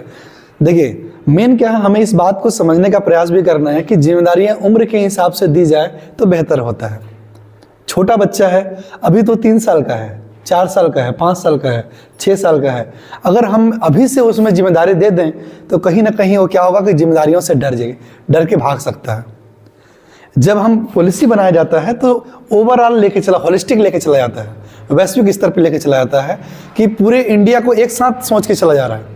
हो सकता है, ऐसा संभावना ज़्यादा है कि अगर हम बचपन से ही बच्चे को ज़्यादा जिम्मेदारी दे दें तो जिम्मेदारियों के बोझ में दब जाए और उसकी प्रतिभा या फिर उसको डर पैदा हो जाए, तो कहीं ना कहीं स्कूल से और कटा हुआ महसूस करने लगेगा, वो भागने लगेगा फिर। इसीलिए ऐसा प्रावधान किया गया कि नहीं, जिम्मेदारियां वक्त के साथ देंगे, लेकिन इस प्रारंभिक स्टेज में बच्चा स्कूल तो जुड़े, स्कूल तो आए। अगर बच्चा प्रतिदिन स्कूल आएगा तो कुछ ना कुछ सीखेगा। अभी आपने देखा होगा कि बच्चे स्कूल नहीं आते हैं, इसलिए कहीं ना कहीं बच्चों में डर होता है, इसलिए नहीं आते हैं। न्यू एजुकेशन पॉलिसी इस पर विशेष ध्यान दे रहा है कि बच्चा स्कूल अब ऐसा आए कि उसको डर ही न लगे, स्कूल उसका घर रहे। इसलिए तो मातृभाषा में शिक्षा देने की बात हो रहा है, ताकि उसको अपना माहौल लगे, अपनापन लगे, वो स्कूल से जुड़ सके। अभी जब आगे देखेंगे तो देखेंगे कि इसको सिलेबस को भी इतना लचीला किया जा रहा है कि बच्चा को स्कूल से उसको डर बिल्कुल खत्म हो जाएगा, क्योंकि एग्जाम का पैटर्न भी बहुत नॉर्मल हो रहा है, फेल होने की संभावना कम हो जाएगा। तो बच्चा क्या होगा कि स्कूल से अपना जो संबंध है, जुड़ाव है, उसको और बढ़ा सकेगा। है सर। और कुछ सर आप भी कहना चाहेंगे, बीच में बोल रहे थे। Yes sir. आंगनबाड़ी में तो बच्चे पहले भी जाते थे, एग्जाम होता नहीं था। Yes sir. सर मामला ये है कि आंगनबाड़ी जो है महिला बाल विकास विभाग संचालित करता है, और ये जो टीचिंग लर्निंग का काम है वो हमारा शिक्षा विभाग संचालित करता है। और महिला बाल विकास विभाग के जो कार्यकर्ता है उनके पास काम क्या रहता था, उनके पास सिर्फ टीचिंग का काम नहीं रहता था और टीचिंग के लिए फर्क नहीं हुआ करते थे, क्योंकि टीचिंग का जो ट्रेनिंग है, जैसे हम लोग BEd कुछ करके आते हैं यहाँ पे तो वाले टीचर नियुक्त होते हैं, और आंगनबाड़ी की दीदियाँ जो है वो ऐसा कुछ बेसिक कोर्स नहीं करती। अब टीचिंग के अलावा उनके पास क्या रहता है, माताओं का स्वास्थ्य जांच, बच्चों का जांच, टीकाकरण, पोषण, ठीक है, ऐसे 5-6 बहुत जरूरी काम रहते हैं उनके पास। और इससे पहले जो टीचिंग का काम उनके मध्य था, लेकिन ये वाला पक्ष उनका छूट जाता था, तो आज घर घर घूम के पुलिस बनाना पड़ता है। तो इसके लिए यहाँ पे लगातार नहीं, एक्सपर्ट लोगों को शामिल करना चाहिए। इसलिए प्राइमरी के टीचर को, और अभी ऐसा नहीं कि कोई टीचर को भी जाके बालवाड़ी में पढ़ाएगा, बाकायदा प्रॉपर ट्रेनिंग हुआ है, और ट्रेंड टीचर ही बालवाड़ी के बच्चों को अनौपचारिक रूप से हैंडल करेगा, और वो भी अभी सिर्फ एक आने वाले दिनों में 3 तक पहुंच जाएगा। मतलब हो गया है तो 3 हो ही जाएगा। नहीं, बिल्कुल सही बोला सर ने। उसमें जो आपका प्राइवेट में चलता था, हमारे यहाँ 1948 में मारिया मोंटेसरी, हाँ। हमारा नहीं पहली बार, तो आपने शायद वीडियो में पढ़ा होगा। हाँ, तो मारिया मोंटेसरी गांधी जी से मिली थी, और महात्मा गांधी जब शिक्षा नीति पे बात कर रहे थे विशेषज्ञों से, तो उन्होंने सुझाव दिया था कि आप 3 साल से शुरू करिए। गांधी जी बोले थे कि नहीं, हमारे बच्चे उतना तैयार स्कूल एजुकेशन के लिए नहीं होते, तो जब तक वो तैयार नहीं होंगे हम उनको स्कूल में शामिल नहीं करेंगे। और विश्व के बहुत सारे देशों में अभी भी फिनलैंड में भी 7 साल में एडमिशन होता है, वो 7 साल से पहले एडमिशन नहीं कर सकते। और एजुकेशन के लेवल पे आप अगर रैंकिंग देखेंगे तो फिनलैंड नंबर 1 पे आता है। तो इस हिसाब से हमें भी 7 साल एडॉप्ट कर लेना चाहिए। लेकिन हम लोग जो एडॉप्ट करते हैं, वैश्विक स्तर पे क्या परिवर्तन आ रहा है, वैश्विक स्तर पे क्या सोच है, वैश्विक स्तर पे विशेषज्ञ क्या सुझाव दिए हैं, उसके आधार पर हम लोग बोले कि नहीं, प्री प्राइमरी में शुरू करना जरूरी है, क्योंकि मानसिक विकासात्मक अवस्था जो है उस टाइम उनको सीखने सिखाने की प्रक्रिया से एक्सपोज करना। हाँ, हम लोग सीखने को अमूमन समझ क्या लेते हैं कि किसी चीज को रट करके उसका उत्तर लिख के बोल के सुना देना, सीखना ये नहीं है। और किसी प्रणाली को चेंज करने के लिए, ये बैंकिंग मॉडल है, रटा प्रणाली, और इसका सबसे बुरा नुकसान ये है कि हम कितना भी चीज याद कर लें, 1 हफ्ते बाद अगर आप 6 पे बात करिएगा तो शायद 15% में बता पाऊंगा। बिल्कुल बिल्कुल 85% लॉस हो जाता है। तो इसको सुधारने के लिए ये अनुभव आधारित रचनात्मक क्रियात्मक प्रणाली संस्कृति की गई है, और इसका रिजल्ट कभी नहीं आएगा। अभी तो हम शुरू कर रहे हैं, और हम शुरू कितना बढ़िया कर पाते हैं वो आज तक 10 से 15 साल बाद दिखना शुरू होगा। बिल्कुल सर ने सही कहा। तो हम चाहे जितना बात कर लें इस पे, क्लास में तो हम भी अभी जाके पूछ देते हैं, बता 12 का पहाड़ा कितना है, नहीं है, शुरू कर देते हैं। बेशक बेशक। सर का इस पर काफ़ी अच्छा अनुभव भी है, साझा करने के लिए धन्यवाद सर। सर ने FLN पे स्टेट लेवल पर भी काफ़ी अच्छा कार्य किया है, जैसे सर ने अभी बताए। तो FLN बेसिकली प्राइमरी स्तर के लिए सर ने काफ़ी अच्छा वर्क किया है, तो उनका अनुभव हम बीच बीच में लेते भी रहेंगे। इसी प्रकार चूँकि ट्रेनिंग मैंने पहले ही कहा कि हमें आपस में अपने अनुभवों को साझा भी करना है, जिससे कि हम एक दूसरे आपस में सीख सकें। बच्चे को प्राइमरी लेवल पे, जैसे कि आपने सेकेंड स्टेज की बात करें हम, तो प्रिपरेटरी स्टेज, ये जब बच्चा 3 से 5 साल तक रहेगा जैसे मैंने बताया, और इसके पश्चात मिडिल स्टेज की बात करते हैं। जब बच्चा मिडिल स्टेज में होगा 6वीं से 8वीं तक, और उसका एज होगा मिडिल स्टेज का देख सकते हैं 11 से 14 साल का। इस स्टेज में क्या क्या बदलाव हो रहे हैं, तो इस स्टेज में हम बच्चों को सबसे ज़रूरी बात कहा गया कि जब 6वीं क्लास में बच्चा पहुंचेगा तो उसको व्यावसायिक शिक्षा की ओर जोड़ा करना है। व्यावसायिक शिक्षा से जोड़ना बहुत ज़रूरी है। इसका प्रावधान किया गया कि 6वीं क्लास जैसे बच्चा पहुंचेगा उसको व्यावसायिक शिक्षा की ओर जोड़ना प्रारंभ कर देना है। और साथ में व्यावसायिक शिक्षा का मतलब सिंपल सा है कि बिजनेस आधारित नॉलेज उसको दिया जाए। और व्यावसायिक शिक्षा में इसे कुटीर उद्योग से संबंधित शिक्षा दे सकते हैं हम। और जैसे मान लीजिए हमारे बहुत सारे ऐसी कुटीर उद्योग हैं, वक्त के साथ साथ धीरे धीरे खत्म हो जा रहे हैं। आप बच्चों से बहुत लोग बोलेंगे ना चटाई बुनने के लिए, तो नहीं जानेंगे। बहुत सारे बड़े भूल जा रहे हैं, ठीक है, और सूपा बनाने के लिए भूल जा रहे हैं। मतलब छोटे छोटे चीज़ें जो हमें आना चाहिए था, जो हम वर्षों से जान रहे हैं, वो धीरे धीरे क्या हो रहा है, विलुप्त होते जा रहे हैं। तो ये देखा गया कि नहीं, बच्चों को इस स्तर से सिखाना चाहिए, और हमें भी इसके लिए प्रयास करना है। जैसे कि गांव के जो व्यक्ति इसको जानते होंगे उसको स्कूल में एक दिन बुलाना है और उनसे इस बारे में अनुभव लेना है। खासकर इसके लिए आप शनिवार का दिन चूज कर सकते हैं। शनिवार को आप उनको बुलाइए अपने यहाँ, और उनसे बच्चों को आप व्यावसायिक शिक्षा के बारे में उनके ज्ञान दीजिए। और कभी उनके फार्म हाउस ले जाइए, जैसे उनके घर ले जा सकते हैं। मान लीजिए कि कोई अगर आना नहीं चाहता है स्कूल में, हम उनके घर ले जा सकते हैं, बेशक उनके घर में ले जाकर दिखा सकते हैं। मान लीजिए कहीं बकरी पालन हो रहा है, कुटकुट पालन हो रहा है, वहाँ दिखा सकते हैं। आप सोचिए, व्यवसाय कोई छोटा नहीं होता, शुरुआत 0 से ही होता है। अगर सिंपल सा कोई गाय पाल रहा है, एक गाय पाल रहा है, हम उसको व्यवसाय के जरिए में कन्वर्ट करा सकते हैं। आप 10 गाय पाल लीजिए। अगर 10 गाय पालते हैं तो उससे दूध निकलेगा, उसके लिए डेयरी फार्म खोल लीजिए। डेयरी फार्म में दूध, दही, पनीर जब चालू हुआ तो मिठाई का दुकान खोल दीजिए, होटल खोल दीजिए। होटल जब बढ़ने लगा, लॉज के साथ कन्वर्ट कर दीजिए, होटल प्लस लॉज कर दीजिए। ये क्या हो रहा है, बिजनेस आपका धीरे धीरे बढ़ता है।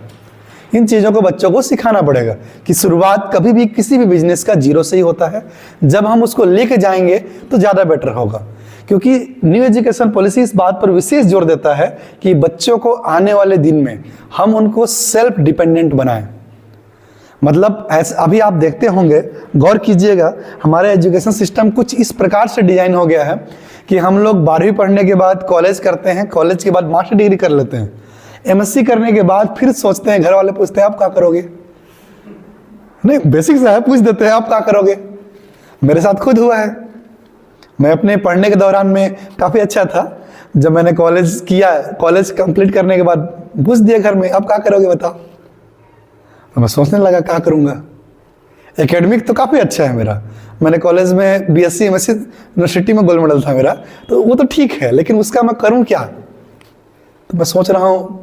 तो फिर मैं अपने व्यावसायिक शिक्षा को मैं एडॉप्ट किया। जॉब से पहले मैं अपनी शिक्षा को कोचिंग में कन्वर्ट कर दिया था, जिससे वो भी व्यावसायिक शिक्षा का पार्ट है। मैंने बच्चों को पढ़ाना जब चालू किया तो 30-40 हज़ार इजिली आ जाता था महीना। तो अब लेकिन सब तो नहीं कर, अगर जो अच्छे हैं पढ़ने में वो तो कर लेंगे, जो नहीं है उनके लिए कुछ और भी तो चाहिए। लेकिन अगर एजुकेशन सिस्टम में देखेंगे तो कहीं ना कहीं कुछ ऐसा है, एमएससी करने के बाद उससे पूछा जाता है आप क्या करोगे, कुछ नहीं है, नौकरी नहीं लग रहा था, ठीक है दुकान में बैठ जाओ। जब दुकान में ही बैठना था तो फिर मेरे को उसी टाइप का एजुकेशन दिया होता, ताकि मैं पहले से तैयार होता कि उसमें दुकान में बैठ सकूं। आज मैंने अपने जीवन का 30 साल 25 साल पढ़ने में बिताने के बाद उस दुकान में बैठ के मेरा क्या होगा, उन्नति दब गया ना। विदेशों में देखते होंगे बच्चे 20 साल में कंपनी खड़ा कर दे रहे हैं, हम 25 साल तक तो पढ़ ही रहे हैं। नहीं सत्य है ये, आप अमेरिका में देखे होंगे, अलग अलग देशों में देख रहे होंगे तो कंपनी खड़े हो जा रहे हैं। तो कहीं ना कहीं ये हमें, कहीं ऐसा तो नहीं कि एजुकेशन सिस्टम हमें पंगु बना दे रहा है, इस पर भी जोर दिया गया। आप देखेंगे तो कहीं ना कहीं ये डिसएडवांटेज देखने को मिल रहा था, क्योंकि पूरे बांध दे रहा था। आप चाह के भी, आप सिलेबस देखिएगा, 12th के बाद जब कॉलेज जाते थे हम लोग, मैं खुद एमएससी मैथ से बीएससी मैथ से किया हूँ, प्लेन था तो मेरे इतने मोटे मोटे बुक हुआ करते थे। फिजिक्स के 2 बुक थे और मैथमेटिक्स के 3 बुक, केमिस्ट्री के 3 बुक, हिंदी इंग्लिश और एक तो ईवीएस। अब बेटा पढ़ो बाहर का देखते हैं, एक्स्ट्रा नॉलेज आप कहाँ ले पाएंगे, समय ही नहीं बचा सर। उस मोटे मोटे बुक को पढ़ना भी तो है, तब तो जाके हम एग्जाम में लिखेंगे। तो क्या होता है कि हमारा जो कॉन्सेंट्रेशन होता है ओवरऑल उस बुक के आसपास ही हो जाता है, और हम थ्योरेटिकल नॉलेज पर ज़्यादा फोकस कर देते हैं। हाँ, न्यू एजुकेशन पॉलिसी में आगे हम देखेंगे एक चीज़ और भी देखने को मिलेगा कि करिकुलम और एक्स्ट्रा करिकुलम दोनों को कंबाइन किया जा रहा है। इसीलिए क्योंकि हमारे सर तो प्रैक्टिकल को अलग ही समझते थे कि ये अलग दुनिया का है, प्रैक्टिकल और थ्योरी अलग है, बेटा थ्योरी पे ज़्यादा ध्यान दो, जबकि सबको पता है कि प्रैक्टिकल ज़्यादा इंपॉर्टेंट है। बट कहीं ना कहीं ये अलग से बांट दिया गया 2 हिस्सों में, इसलिए प्रैक्टिकल वर्क को कम तवज्जो दिया जा रहा था। अभी के बुक में ऐसा डिजाइन किया जा रहा है कि नहीं, करिकुलम और एक्स्ट्रा करिकुलम को भी जोड़ें, प्रैक्टिकल और थ्योरी को भी जोड़ दिया जाए आपस में, ताकि हम चीज़ों को एक साथ कर सकें। अब तो इन चीज़ों का विशेष ध्यान रखना है। तो इसमें वोकेशनल सिलाई हो गया, माली हो गया, बढ़ई हो गया, इन सब चीज़ों का उनको ज्ञान देना प्रारंभ 6वीं क्लास से कर देना है। साथ ही कंप्यूटर लिटरेसी, वैसे तो कहा गया है कि कंप्यूटर कोड का तक ज्ञान देना है, बट बेसिक कंप्यूटर लिटरेसी का नॉलेज देना प्रारंभ कर देना है हमें। बच्चा सामान्य चीज़ों को सीख सके, कंप्यूटर खोलना सीख सके, चलाना सीख सके। मेरे स्कूल में मैं प्रयास करता हूँ, 1 क्लास लेता हूँ कंप्यूटर का, बच्चों को छोड़ देता हूँ, पीछे बैठे रहता हूँ, जाओ देखो क्या ही होगा, जो होगा देख लेंगे, कंप्यूटर में सिस्टम तो है, ठीक है, कुछ खराब होने का तो डर है नहीं कि ऐसा कि कोई डाटा उड़ जाएगा, डाटा है होता ही नहीं है, नॉर्मल सा चीज़ है, बच्चे कुछ भी छू लें कुछ नहीं होने वाला है। ऐसे बच्चे ये बोलते हैं कि सर खराब हो गया तो डांटेंगे नहीं, मैं बोला जाओ छुओ, जो करना करो, देख लेंगे, क्योंकि पर्सनल डाटा तो होता नहीं है, नॉर्मल सी चीज़ है, आप उसमें क्या ही करेंगे। बच्चे वो अपने मन से खोलते हैं और जाके वर्ड में कुछ कुछ पेंट करते हैं, कुछ बच्चे तो कुछ ये कर रहे हैं, कुछ वो कर रहे हैं, उनको अच्छा लगता है। फिर बंद करना है तो मैं बच्चों को ही बोलता हूँ आप लोग ही शट डाउन करिए, ठीक है, CPU आप ही बंद करिए, कंट्रोल यूनिट आप ही बंद कीजिए और स्विच को आप ही बंद कीजिए, ताकि आप लोग सीखेंगे। तो उसी प्रकार बच्चों को हमें सिखाना है, कंप्यूटर लिटरेसी का ध्यान रखना है इसमें। और भारत के किसी एक भाषा के साथ साथ इंग्लिश लैंग्वेज को भी इंट्रोड्यूस करना है, इंग्लिश लैंग्वेज को चालू कर देना है इसमें। जैसे आप पढ़ा रहे हैं किसी कॉन्सेप्ट को तो पहले हिंदी में पढ़ाइए, उसके बाद उसी कॉन्सेप्ट को इंग्लिश में ही पढ़ाने का प्रयास कीजिए। बेशक बच्चा सुनेगा, समझेगा और उस चीज़ों को एडॉप्ट करने का नेचर बढ़ेगा। अगर हम ऐसा चलें कि केवल उसको हिंदी बस सिखाएं, क्षेत्रीय भाषा सिखाएं, फिर तो इंग्लिश से इतना दूर हो जाएगा बच्चा कि बहुत ज़्यादा गैप बन जाएगा। मैं खुद का अपना जैसे देखता हूँ तो मुझे काफ़ी गैप महसूस होता था जब मैं पढ़ता था, क्योंकि ग्रामीण अंचल से मैं खुद हूँ तो मैं जानता थोड़ा सा हम लोग का इंग्लिश का थोड़ा सा दूरीपन अक्सर देखने को पाया जाता है ग्रामीण अंचल में। तो इन चीज़ों का ये नहीं कि अब न्यू एजुकेशन पॉलिसी में कहा जा रहा है, तो क्या बहुत चीज़ें ऐसा होता है जिसको हम अपने स्वविवेक के आधार पर भी निर्णय लेते हैं। अब बच्चे को इंग्लिश भी सिखाना जरूरी है। ये कार्य सिर्फ इंग्लिश टीचर का नहीं है। हम अगर कुछ पढ़ा रहे हैं तो बॉडी पार्ट्स कुछ बता रहे हैं तो उसका इंग्लिश नाम बता दें। अगर आप बुक देखेंगे तो इंग्लिश का एक भी वर्ड नहीं मिल रहा है। इस नए बुक में जो आया है जिज्ञासा का, उसमें देखिएगा इंग्लिश का वर्ड है ही नहीं। अगर इक्वलिटी है तो उसको हिंदी में ही इक्वलिटी लिखा गया है, इंग्लिश के वर्ड नहीं है। मैंने गौर किया इस चीज़ को, ठीक है, हाँ हिंदी में कन्वर्ट कर दिया गया। बट फिर भी हमें बच्चों को इंग्लिश सिखाना है ताकि नॉर्मल चीज़ों से बच्चों का रुझान हो, बच्चे सीखें। बेसिक कभी प्रयास कीजिएगा, एक बार हिंदी पढ़ाने के बाद इंग्लिश से पढ़ाइएगा उसी चीज़ को, बच्चे को अच्छा लगता है और बहुत सारे पॉइंट को समझ जाते हैं। बच्चे बोल नहीं पाते हैं बट समझ जाते हैं। 5 मिनट आप हिंदी पढ़ाने के बाद 5 मिनट इंग्लिश पढ़ाइए बच्चे को, सेम टॉपिक को इंग्लिश में डील कीजिए। बच्चा धीरे धीरे रोज सुनेगा ना। मैं तो अक्सर करता हूँ ऐसा, तो जब नहीं बताता हूँ किसी ने इंग्लिश में तो बच्चे बोल देते हैं सर इंग्लिश में बताइए ना इसको। और कुछ बच्चों को तो सुनने का मन होता है, तो सर एक काम कीजिए, आप पढ़ा दिए ना, अब इंग्लिश से पढ़ाइए इसी को 10 मिनट। तो क्या होता है कि जब बच्चे सुनते हैं तो अरे सर समझा तो लग रहा है, लग तो रहा है, सब समझ रहे हैं। क्योंकि ऐसा थोड़ी है कि बच्चे उससे बिल्कुल अलग है, नहीं है। हम लोग खुद हिंदी मीडियम बैकग्राउंड से था मैं, हम लोग लेकिन इंग्लिश एबल हैं, समझने में, लिखने में, बोलने में, सब चीज़ में एबल है। तो बच्चों को भी उससे जोड़ना है, उससे दूर नहीं करना है, इस चीज़ का विशेष ध्यान रखना है। और जब मिडिल स्टेज में बच्चा हो तो औपचारिक शिक्षा, देखिए स्पेशली इस पॉइंट को लिखा गया है, औपचारिक शिक्षा पर विशेष ध्यान रखना है कि बच्चे का वोकेशनल एजुकेशन अच्छे से प्राप्त कर सके बच्चा, इस पर विशेष ध्यान रखना है। इसके लिए आने वाले दिनों में अलग 6वीं क्लास में जो बुक आया है इसीलिए इंट्रोड्यूस किया गया है। जो 3 नए बुक दिए गए हैं आप उसको पढ़िएगा। उस बुक में कुछ ना कुछ इसी आधार पर आधारित करके समझाया गया है। जैसे कला शिक्षा है, उसमें बहुत सारे आप देखेंगे तो कला है, आर्ट्स बनाने का बताया गया है। बच्चे क्या करेंगे जब उसको काट पीट के बनाएंगे, ठीक है, कर करके देखेंगे तो उससे क्या होगा कि उनका क्रिएटिविटी नेचर डेवलप होगा। तो इस चीज़ का विशेष ध्यान दिया गया।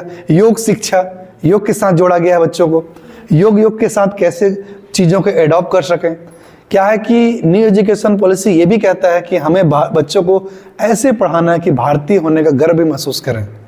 अब भारतीय होने का गर्व महसूस करने के लिए पहले भारत की परंपरा को भी सीखें, उसको भी जानें। ऐसा नहीं विदेशी परंपरा को अगर बस सीखेंगे जानेंगे तो फिर भारतीय होने का गर्व थोड़ी करेंगे, वो तो फिर ब्रिटिश का गर्व करेंगे। अगर कोई बच्चा बेटर इंग्लिश बोल रहा है तो उससे कहीं ना कहीं भाव आ जाता है उसके मन में कि अरे मैं तो अंग्रेजी हूँ भाई, ठीक है। ऐसा नहीं है, बच्चों में हमें भारतीय होने का गर्व विकसित कराना भी बेहद ज़रूरी है ताकि बच्चा भारतीय बने, क्योंकि इसका भी बेशक ध्यान रखना है। तो औपचारिक शिक्षा का विशेष ध्यान रखा गया है इसमें। और math, science, arts, Indian language के साथ साथ सभी विषय को जोड़ के कुछ ना कुछ सिखाना है। इसमें सब्जेक्ट सारे इंट्रोड्यूस हो जाते हैं।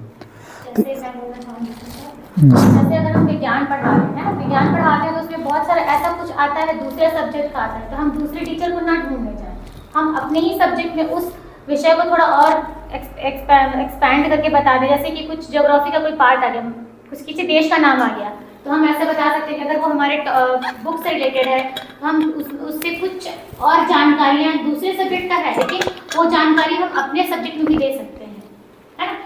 कुछ दूसरे, जैसे हम सोशल साइंस का पार्ट आ गया तो हम सोशल साइंस कर लिए, कुछ मैथमेटिकल पोर्शंस आ गए, जोड़ घटा वगैरह, तो हम थोड़ी ढूंढने जाएंगे मैथ्स टीचर, क्योंकि मैथ्स टीचर आएगा और उसको सॉल्व करेगा।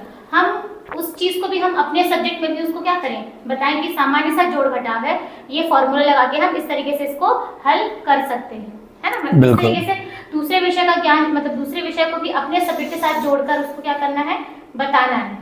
बिल्कुल, इसका विशेष ध्यान रखना है अपने को। क्या कि वैसे तो अगर हम ध्यान रखें तो 2023 का भर्ती हुआ था, ऑलराउंडर लिख दिया गया एक वर्ड, ठीक है, इसीलिए लिख दिया गया था क्योंकि इस चीज़ को समझा गया कि नहीं, किसी विशेष सब्जेक्ट का भर्ती करने से कहीं ना कहीं समस्या हो रहा है, सब्जेक्ट को हटा दो, ऑलराउंडर लिख दो। अब जैसे मैं खुद की बात करूँ तो गलती से भी कहीं बोलता नहीं हूँ कि साइंस के टीचर हूँ, मैं बोल ही नहीं सकता मैं कि साइंस के टीचर हूँ, क्योंकि मेरा भर्ती ही इसलिए हुआ है कि सभी विषयों को बराबर तरीके से पढ़ा सकूं। मैं जब पहली बार एग्जाम मतलब ज्वाइन किया स्कूल तो मुझे इंग्लिश मिला पढ़ाने के लिए, पहला साल इंग्लिश पढ़ाया, दूसरे साल में मैथमेटिक्स मिला पढ़ाने के लिए, एक साल मैथमेटिक्स पढ़ाया, इस साल साइंस मिला है, इस साल साइंस पढ़ा रहा हूँ, आने वाले साल में अब जो मिलेगा देख लेंगे।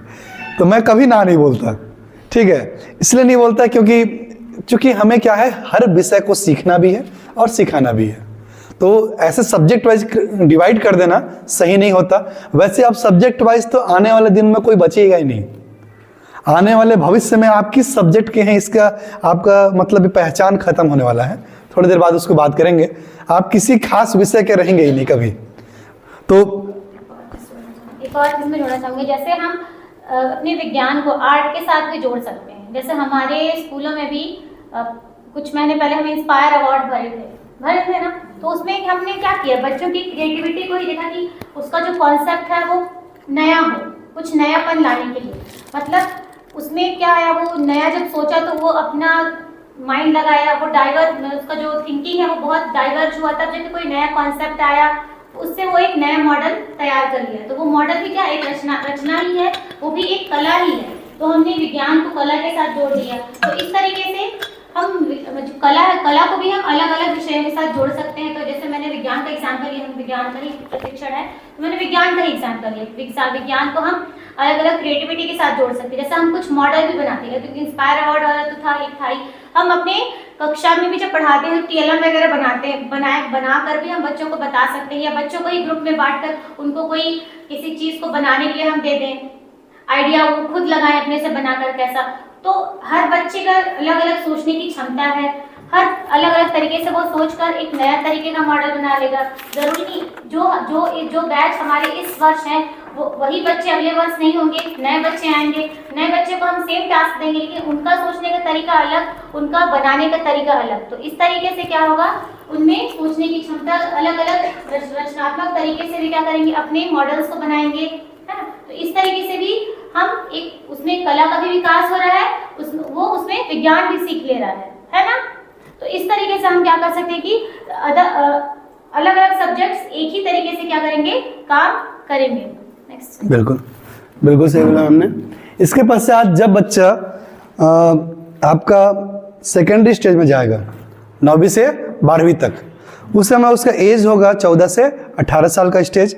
अब इस स्तर पे जब बच्चा 9वीं में गया तब साल में 2 बार एग्जाम कराने का प्रावधान किया गया, सेमेस्टर वाइज 2 सेमेस्टर में बांटा जाएगा बच्चों को, और 6-6 महीने में अंतराल में एग्जाम होगा, ताकि बच्चे पढ़ाई के साथ लंबे समय तक। ऐसा देखा गया था कि एक बार एग्जाम होने की वजह से कुछ बच्चे ऐसे होते हैं जो साल भर नहीं पढ़ते हैं, अंत में 1 महीना पढ़े और एग्जाम दे दिए। इससे क्या होता है कि बच्चा अच्छा अंक तो प्राप्त कर लिया बेशक, लेकिन उसकी समझ विकसित नहीं हुआ और बच्चा साल भर पढ़ाई से इंगेज नहीं होता है, हट जाता है। इसलिए ये सोचा गया कि नहीं, अब एग्जाम को 2 पाली में बांट दिया जाए, तो इससे क्या होगा कि बच्चे को 2 बार एग्जाम होगा तो वो इंगेज बढ़ जाएगा उसका। तो इसीलिए 2 बार एग्जाम रखने का प्रावधान किया गया। और एक सबसे महत्वपूर्ण बात ये था, जैसे ही बच्चा पास होता था 10वीं, उसके बाद बोला जाता था कौन सा सब्जेक्ट लोगे। जैसे हम अपनी बात करें तो हम लोग खुद किस सब्जेक्ट को लेके पढ़ें, अब साइंस लें कि मैथ लें, कॉमर्स लें, एग्रीकल्चर लें, आर्ट्स लें, क्या लें। अब बच्चा वहाँ तक सोच ही नहीं पाता कि मैं सब्जेक्ट क्या चूज़ करूं। तो ये समस्या होता है। करने वाला ना कुछ ऐसा। तो अब क्या होता था, जब न्यू एजुकेशन पॉलिसी में इसको देखा गया कि नहीं, अब इसमें ये प्रावधान किया गया है कि आप मल्टीपल सब्जेक्ट ले सकते हैं, मल्टीपल चॉइस हो सकता है आपके साथ। इसका मतलब जैसे आप कहीं 11th क्लास में गए, अगर आपको बायोलॉजी अच्छा लगता है तो एक सब्जेक्ट बायोलॉजी ले लीजिए, अगर आपको ज्योग्राफी अच्छा लगता है एक ज्योग्राफी ले लिए, और मैथमेटिक्स अच्छा लगता है एक मैथमेटिक्स ले लीजिए, अकाउंटेंसी एक अच्छा लगता है सब्जेक्ट एक अकाउंटेंसी ले लीजिए। आप ऐसे जैसे आप समझ सकते हैं कि अलग अलग लैंग्वेज सब्जेक्ट को भी लेकर वो बच्चा पढ़ सकता है। 11th-12th क्लास में। अब ऐसा कोई बाध्यता नहीं रहेगा कि वो जैसे अगर बायोलॉजी का है तो फिजिक्स पढ़ेगा, केमिस्ट्री पढ़ेगा, बायोलॉजी पढ़ेगा, वो मैथ नहीं छू सकता है। क्यों? क्योंकि वो बायोलॉजी का है। अगर मैथ्स सुना है तो फिर वो मैथ्स पढ़ेगा, फिजिक्स केमिस्ट्री पढ़ेगा, बायोलॉजी नहीं छू सकता, इसलिए क्योंकि वो मैथ का बच्चा है। बहुत सारे बच्चे ऐसे भी होते हैं जिनको उस सब्जेक्ट से प्रॉपर पसंद होता है, पढ़ना चाहते हैं। जैसे मैं खुद की बात करूं तो मैं बायोलॉजी पढ़ना चाहता था। मैं स्टार्टिंग में सोचा बायोलॉजी लूँ, फिर कुछ दिन बाद मैथ्स नहीं भी पढ़ना चाहता था मैं। अब मैं कंफ्यूज है कि क्या लूँ। 10 दिन पढ़ा बायोलॉजी क्लास, फिर 11वें दिन से मैथ ज्वाइन कर लिया, बायोलॉजी को छोड़ दिया। फिर कुछ दिन मैथ्स पढ़ा तो फिर बायोलॉजी की याद आने लगा, तो एडिशनल ले लिया मैं, तो वो अलग मैटर था। लेकिन जैसे कि बहुत सारे ऐसा होता है कि जब बच्चे को उनके इंटरेस्ट के अकॉर्डिंग सब्जेक्ट अगर हम प्रोवाइड करते हैं, देने का मौका देते हैं, तो कहीं ना कहीं बच्चा और अधिक मन के साथ पढ़ पाएगा। जैसे बफर सिस्टम खाना आप जानते ही हैं, खाने में बड़ा अच्छा लगता है क्योंकि हमारी चॉइस होता है कि हमारे थाली में क्या आया है, और एक बैठा खिलाते हैं तो फिर कंपलसरी हो जाता है, थाली में आ गया तो खाना ही है, या तो फेंकिए या तो खाइए। लेकिन बफर सिस्टम में खाना का ऐसा नहीं है, भाई आप देख लीजिए, आपको जो चॉइस होगा लीजिएगा, चाव से खाइए, इसीलिए इंट्रोड्यूस किया गया। सेम कॉन्सेप्ट पढ़ाई का भी देखा गया है कि बच्चा किसी भी सब्जेक्ट को लेके पढ़ सके। बाध्यता, सब्जेक्ट विषय बाध्यता खत्म किया गया। नो स्ट्रीम होगा, कोई स्ट्रीम नहीं होगा बच्चे का, और साथ ही एक फॉरेन लैंग्वेज पढ़ेगा बच्चा। इस न्यू एजुकेशन पॉलिसी में प्रावधान किया गया कि नहीं, बच्चे को एक फॉरेन लैंग्वेज सिखाना है, चाहे कोई भी लैंग्वेज ले सकता है, फिक्स नहीं है। चाइना का सीख सकता है, अब अलग अलग देशों की फॉरेन लैंग्वेज, इसके लिए टीचर्स भी आएंगे आने वाले दिन में। अब हमें सिखाने के लिए, जैसे हम नहीं जानते हैं तो फिर हमें भी सीखना पड़ेगा फिर, ठीक है। तो राजदूत होते हैं, तो वहाँ एक ट्रांसलेटर बैठा होता है, यहाँ हमारे देश में ट्रांसलेटर रहता है, तो वो उसको कन्वे करता है, तब जाके उनके देश में वो मैसेज पहुँचता है। उस तरीके से वो हम भी मतलब बच्चों में, मतलब ये न्यू एजुकेशन पॉलिसी है, वो एक फॉरेन लैंग्वेज सीखने के लिए उसको उसके में एक इंटरेस्ट लेके आएगा। वो उसके लिए कंपलसरी नहीं कि उसको इंग्लिश ही सीखना है, वो जो लैंग्वेज वो सीखना चाहे, जिसको उसको मन कर रहा है सीखने का, वो वैसा लैंग्वेज को सीख सकता है। तो फॉरेन लैंग्वेज को इंट्रोड्यूस करना है इसमें। अब फॉरेन लैंग्वेज इंट्रोड्यूस करने से वैश्विक स्तर पे क्या होगी कि उसकी प्राथमिकता बढ़ जाएगा, जैसे हम चर्चा कर चुके हैं। एक और चीज़ है क्रिटिकल थिंकिंग। इसी स्टेज में बच्चे का क्रिटिकल थिंकिंग बढ़ाने की बहुत आवश्यकता होता है, वो लॉजिकली थिंक्स कर सके। मान लीजिए गांधी जी नरम दल के थे कि गरम दल के थे। अगर गांधी जी गरम दल के होते तो क्या होता, क्या देश आज़ाद नहीं होता? इस टाइप के जो प्रश्न है, इसको बना सके और इसका उत्तर ढूंढने का प्रयास कर सके बच्चा। अब ये बस ये पढ़ाना कि नहीं गांधी जी नरम दल के थे, उनका ये कंडीशन था, वो ये चाहते थे, इस आधार पे वो स्वतंत्रता दिलाना चाहते थे और विजयी भी हुए, ठीक है। लेकिन अगर मान लीजिए गरम दल के होते तो क्या देश आज़ाद नहीं होता? तो इन सब चीज़ों, क्रिटिकली थिंकिंग हम बच्चे में डेवलप करें, इसका भी विशेष ध्यान रखना जरूरी है इस लैंग्वेज, इस स्थिति में। देखिए यहाँ लिखा गया है, विषय केंद्रित शिक्षण और शिक्षा शास्त्र प्रत्येक 2 सेमेस्टर होगा। 4 वर्ष में कुल 8 सेमेस्टर होंगे। विद्यार्थी को प्रत्येक सेमेस्टर में 5 से 6 विषय लेना होता है। सिंपल सा है, अभी हम 5 विषय लेके चलते हैं, मतलब आपको 5 विषय वही रहेगा, लेकिन आपकी चॉइस के अकॉर्डिंग रहेगा, बस ये। जैसे आज भी अगर कोई साइंस के बायोलॉजी का बच्चा है तो 5 विषय पढ़ता है, लेकिन अभी कंपलसरी 5 विषय पढ़ता है। आने वाले दिन में क्या होगा कि वो चॉइस के अकॉर्डिंग पढ़ेगा। यहाँ एक और बात ये आता है कि सर मान लीजिए बच्चा डॉक्टर बनना चाहता है, अब वो बच्चा खिचड़ी लेके पढ़ लिया तो डॉक्टर फिर कैसे बनेगा? समस्या नहीं हो जाएगा सर, उसको नीट एग्जाम कैसे निकालेगा? अगर हम इस पर सोचें तो एक बात आता है मन में कि नीट एग्जाम का फिर तो पैटर्न ही उसके लिए खराब हो गया। वो बच्चा अकाउंटेंसी पढ़ा है, ज्योग्राफी पढ़ा है, तो कैसे फिजिक्स केमिस्ट्री क्वेश्चन सॉल्व करेगा? तो कहीं ना कहीं जो बच्चे को आगे क्या बनना है, इसको भी हमको पहले से समझाना है बच्चे को। अगर बच्चे को डॉक्टर बनना है तो उसके अकॉर्डिंग पढ़ाई करें, बट जरूरी तो नहीं कि हर विज्ञान विषय बायोलॉजी भी लेके पढ़ने वाला बच्चा डॉक्टर ही बनना चाहे। तो किसी के ऊपर थोप देना सही नहीं है, चॉइस दीजिए। अगर वो डॉक्टर बनना चाहता है तो ठीक है, आप उसके अकॉर्डिंग सब्जेक्ट चूज कर लीजिए। आप IIT पास करना चाहते हैं तो आप उसके अकॉर्डिंग सब्जेक्ट चूज कीजिए। हाँ, लेकिन ये तो नहीं है कि सारे बच्चे IIT पास करना चाहेंगे। तो फ्री छोड़ा गया है, कुछ बच्चे चाहें तो प्रॉपर सब्जेक्ट ले सकते हैं और जो चाहें वो अन्य सब्जेक्ट को भी ले सकते हैं, इसका ध्यान दिया गया। साथ ही जब कॉलेज एजुकेशन की बात करेंगे आप, तो कॉलेज की एजुकेशन को भी चेंज कर दिया गया। कॉलेज में क्या किया गया है कि जब अब ग्रेजुएशन को 4 ईयर का होगा। अच्छा, ग्रेजुएशन 4 ईयर से याद आया कि बीएड 2030 के बाद जो टीचर होंगे उनको जो बीएड की पात्रता होगी वो 4 ईयर बीएड, इंटीग्रेटेड बीएड वो करना कंपलसरी होगा। उसके बाद ही वो लोग एलिजिबल होंगे टीचर के लिए, ऐसा इसमें बोला गया है। अब जो पहले से कर लिए हैं उनका नौकरी नहीं लगा तो उनके लिए क्या कंडीशन होगा वो तो फिर उस समय देखेंगे। बट ऐसा कहा गया है कि नहीं, 4 ईयर का इंटीग्रेटेड बीए बीएससी, ठीक है, बीएससी बीएड या बीए ये जो है ना, ये होना चाहिए बच्चे के पास, तब जाके वो टीचिंग फील्ड में माना जाएगा कि प्रशिक्षित है। और 4 ईयर का जब ग्रेजुएशन होगा तो इसमें 1 ईयर बच्चा अगर कोई पढ़ता है तो उसको सर्टिफिकेट मिलेगा, ग्रेजुएशन इन सर्टिफिकेट, ये डिग्री मिलेगा उसको मात्र। और बच्चा अगर 2 साल पढ़ लिया तो ग्रेजुएशन इन डिप्लोमा मिलेगा, उसको डिप्लोमा का सर्टिफिकेट मिलेगा, अलग से मिलेगा। और फर्स्ट ईयर सेकेंड ईयर जैसे लिखता था हम लोग ना, ऐसा नहीं होगा। और जब 3rd ईयर करेगा तो ग्रेजुएशन इन डिग्री मिलेगा। अगर कोई बच्चा मान लीजिए पीएससी या यूपीएससी का तैयारी करना चाहता है तो वहाँ से छोड़ सकता है, 3 साल का उससे ग्रेजुएशन हो गया। अगर कोई बच्चा 1 साल और पढ़ता है तो ग्रेजुएशन इन रिसर्च मिलेगा उसे डिग्री। इसमें एक चीज़ और विशेष ध्यान दिया गया है, मान लीजिए कोई बच्चा 1 साल पढ़ा फिर छोड़ दिया पढ़ाई किसी कारणवश, अब छोड़ देता है, 10 साल बाद वापस आता है। अब उसको पढ़ने की इच्छा हो गया, 10 साल तक नहीं था भाई, तो नहीं था, अब पढ़ने की इच्छा हो गया, आप उसको नहीं पढ़ने देंगे तो गलत है। हो सकता है उसकी परिस्थिति वैसा रहा होगा। मान लीजिए किसी बच्चे का शादी हो गया, लड़का या लड़की किसी का भी शादी हो गया, उसकी परिस्थिति पूरा दुनिया चेंज हो गया, अब वो नहीं पढ़ पा रहा है, 10 साल बाद उसको लगा नहीं अब तो पढ़ लूंगा मैं, तो क्या आप उसको फिक्स कर दिए नहीं आप तो नहीं पढ़ सकते हो, अब पढ़ोगे तो फर्स्ट ईयर से पढ़ोगे तुम, क्यों? क्योंकि 10 साल बाद आए हो, सब भूल चुके हो, ये गलत है।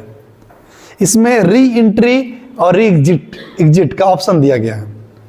बच्चा जब चाहे तब वो छोड़ सकता है और जहां तक पढ़े रहेगा उसके बाद उसको एक एंट्री मिलेगा।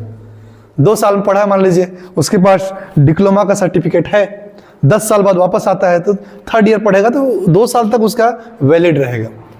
और क्रेडिट स्कोर उसका स्टोर किया जाएगा कॉलेज में उस बच्चे का। अब क्रेडिट स्टोर एक नंबर होगा, जैसे कि अपार नंबर नहीं है, जैसे हमारे पास अपार जनरेट करते हैं तो एक यूनिक नंबर आता है, उससे उस बच्चे का क्या होगा, पूरा एजुकेशन पता चल जाएगा। वैसे ही कुछ स्पेशल नंबर दिया जाएगा, उस नंबर में उस बच्चे का पूरा क्रेडिट स्टोर रहेगा पहले से, कि बच्चे के पास इतना क्रेडिट है और यहाँ तक पढ़ चुका है, उसके आगे अब पढ़ना चाहता है तो वो कंटिन्यू कर सकता है। काफ़ी अच्छा बात है, अगर आप इसको ध्यान देंगे तो बहुत अच्छा चीज़ किया गया है ये चीज़, क्योंकि बहुत सारे बच्चे ऐसे होते थे जो पढ़ाई छोड़ देते हैं, तो कहीं ना कहीं पढ़ाई से अलग हो जाते हैं, वो री एंट्री रिजिट कर सकते हैं। और तो कुल मिला के अगर वो 4 साल पढ़ा, ठीक है, कोई बच्चा पोस्ट ग्रेजुएशन करना चाहता है तो उसको 1 साल और पढ़ना पड़ेगा। कुल मिला के 5 साल हम अभी भी पढ़ते थे और आने वाले समय में भी 5 साल पढ़ेगा। कोई विशेष ऐसा परिवर्तन नहीं हो गया है, बस क्या है, कंडीशन चेंज किया गया है कि अभी हम 5 साल 3 साल प्लस 2 साल पढ़ते हैं कंपलसरी जोन में, वो बच्चा भी 5 साल पढ़ेगा। अगर उसको मास्टर डिग्री चाहिए तो 5 साल पढ़ेगा।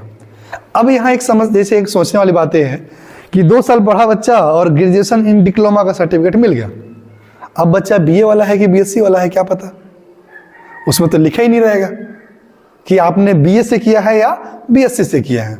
ये इसलिए क्योंकि सब्जेक्ट की बाध्यता वहां भी खत्म कर दिया गया है, वो अपने अकॉर्डिंग चूज कर सकता है।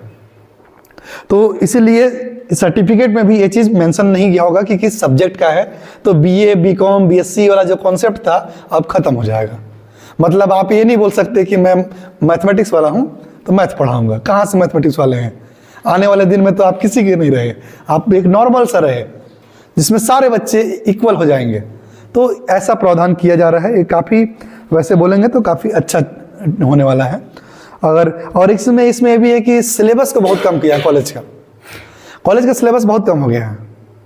हाँ, मैंने देखा अभी सेमेस्टर वाइज एक मैथमेटिक्स का बुक देख रहा था, इतना सिलेबस कम हो गया है ना कि मैं तो बोला इस सिलेबस को तो मैं 1 महीना में पढ़ दूँ।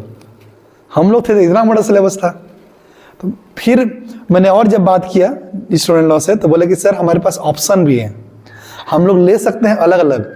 जैसे कोई ले सकता है मार्केटिंग में, डिप्लोमा इन मार्केटिंग कर सकता हूँ साथ में, 1 साल के लिए क्या है सर्टिफिकेट है ना, तो 1 साल में अगर कोई बच्चा कर सकता, 6 महीना का, 1 साल का, 2 साल का, 3 साल का, अलग अलग कोर्स डिजाइन किए गए हैं कॉलेज लेवल पे। कोई बच्चा डिप्लोमा इन एग्रीकल्चर कर सकता है, साथ में वोकेशनल एजुकेशन पे ले सकता है, किसी भी चीज़ में, कंप्यूटर पे ले सकता है, कंप्यूटर लिटरेसी ले सकता है, अलग अलग चीज़ों को उसमें साथ ही कर दिया गया। अभी तक हम लोग क्या करते थे, PGDCA या DCA, वही एक था जो कर पाते थे। अब ऐसा नहीं है। जैसे मान लो रूरल डेवलपमेंट में कोई बच्चा अपना फ्यूचर देखना चाहता है तो साथ में उसको भी ले सकता है अलग से, तो इसके साथ उसको भी डिग्री मिलेगा। तो अब क्या होगा कि बच्चा आने वाले दिन में जब उसका कहीं अगर डिमांड होगा तो रूरल डेवलपमेंट का भी डिग्री दे सकता है। तो बच्चा क्या हो, मल्टीपल ऑप्शन खोल गए उसके लिए जॉब के भी, वो एक साथ बहुत सारी चीज़ों को कर सकता है। कंप्यूटर के लिए अलग सा डिप्लोमा करने की आवश्यकता नहीं है, तो बहुत सारी चीज़ें उसके लिए ऑप्शन खुल जाएंगे। इसमें एक और विशेष प्रावधान किया गया कि अब जो MPhil का होगा, MPhil को बंद कर दिया जाएगा।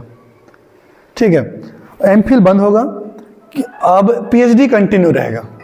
4 ईयर का जो PhD है हमारा वो कंटिन्यू रहेगा, बस MPhil को बंद कर दिया गया पूरी तरीके से। 2030 के बाद बंद हो जाएगा। MPhil क्या होता है, 2 साल का है, आप समझ सकते हैं PhD का छोटा भाई है, कुल मिला के ऐसे ही कहना चाहिए, PhD से छोटा होता है MPhil। हाँ, PhD 4 साल कर सकते हैं आप, हाँ, लेकिन MPhil क्या है कि छोटा होता है वो, उसके लिए 2 साल या कितना, 1.5 साल है कि 1.5 साल है ना। हाँ, अगर उसको कर लिए ना तो आपका PhD 1 साल 1 ईयर काम होता था, हाँ, 4 साल आप कर रहे हो तो 3 साल हो। अगर आपने MPhil किया है ना तो MPhil का ईयर भी काउंट हो जाएगा आपके PhD में, 1 साल कम हो जाएगा। हाँ। ठीक है, तो ऐसा भी होता था। तो चूंकि ये देखा गया कि नहीं, कुछ लोग ना MPhil को 1 साल के बचाने के चक्कर में PhD के वर्क को ऐसे ही कर ले रहे हैं, इजीली हो जा रहा है, क्योंकि उससे क्राइटेरिया इतना भी हार्ड नहीं था, उसको घर से बैठे मैनेज हो जाता था बहुत जगहों पे, और उसकी विशेष उपलब्धि भी नहीं था, क्योंकि जिसको PhD करना है वो MPhil करे या ना करे क्या ही फायदा है। मतलब देखा गया कि नहीं, MPhil को हटा देते हैं, PhD कंटिन्यू रहेगा, तो PhD को कंटिन्यू किया गया। वैसे PhD हमारे बीच में ही बहुत सारे दोस्तों का है, साथियों का मन रहता है, टीचर साथी का भी PhD करने का, वो भी कर सकते हैं आने वाले दिन में। और देखिए वक्त के हिसाब से क्या होता है ना, चीज़ें बदलते रहती हैं, हमारा लाइफ के अकॉर्डिंग अप्स एंड डाउन्स आते रहते हैं और चीज़ें चेंज होते रहता है। इसका मतलब ये थोड़ी कि हम एजुकेशन से रुक जाएंगे, हमारा गवर्नमेंट भी सपोर्ट करता है इसके लिए। अगर कोई 6 जैसे कोर्स वर्क करना जरूरी है PhD में, सबसे मेन वही है, 6 मंथ का कोर्स होता है, 6 मंथ का। अब जब कोर्स वर्क करेंगे तो आपका स्कूल का टाइम नहीं होना चाहिए, ये विशेष प्रॉब्लम क्रिएट करता है जॉब वालों के साथ खासकर। अब इसके लिए ऑप्शन है कि आप नो वर्क नो पेमेंट ले सकते हैं, या फिर गवर्नमेंट अगर आपको स्पेशल परमिशन दे देता है कराने के लिए तो अलग मैटर है, विशेष परिस्थिति मिलता है वो भी, लेकिन ये बहुत कम बात है ना सर। बस ये नो वर्क नो पेमेंट में जा सकते हैं, वो बड़ा आसान है। 6 महीना के लिए जाइए और आप कोर्स वर्क कर लीजिए और उसके बाद आप कंटिन्यू कर सकते हैं। फिर फाइनेंशियली दिक्कत हो जाता है ठीक, तो बहुत सारी समस्या हो जाता है, इसलिए PhD मैं खुद भी सोच रहा हूँ, तो बस सोच ही रहा हूँ अभी। ठीक है, मैं जस्ट मतलब करने वाला ही था, जॉब नहीं लगा होता तो उस साल ज्वाइन कर लिया होता कहीं ना कहीं। जॉब लगने के बाद अब सोच रहा हूँ कैसे करूँ और कहाँ करूँ, किस रास्ते से करूँ।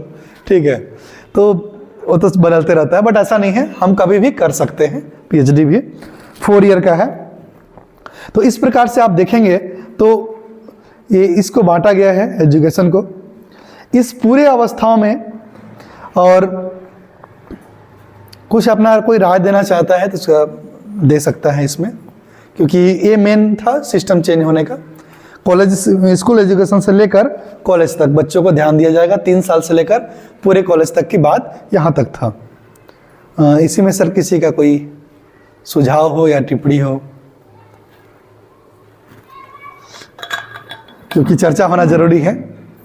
मैं बोलना चाहूँगी कि जैसे इसमें 6th क्लास में ही बुक्स चेंज हुई हैं, तो 6th क्लास में बुक्स चेंज मतलब बुक का जो चेंज होने का कारण है कि बच्चों को 6th क्लास से ही उस लेवल तक बनाएं, तो उनका सोच उस लेवल तक क्रिएट करें कि जब तक वो 9th 10th पहुँचे उतना तक उनका माइंड विकसित हो जाए कि वो अपने सब्जेक्ट को लेकर या अपने कौशल को लेकर उनका जो थिंकिंग है वो डाइवर्जेंट हो, ताकि वो और भी चीज़ों को सोच सकें, है ना, और भी चीज़ों को सोच सकें और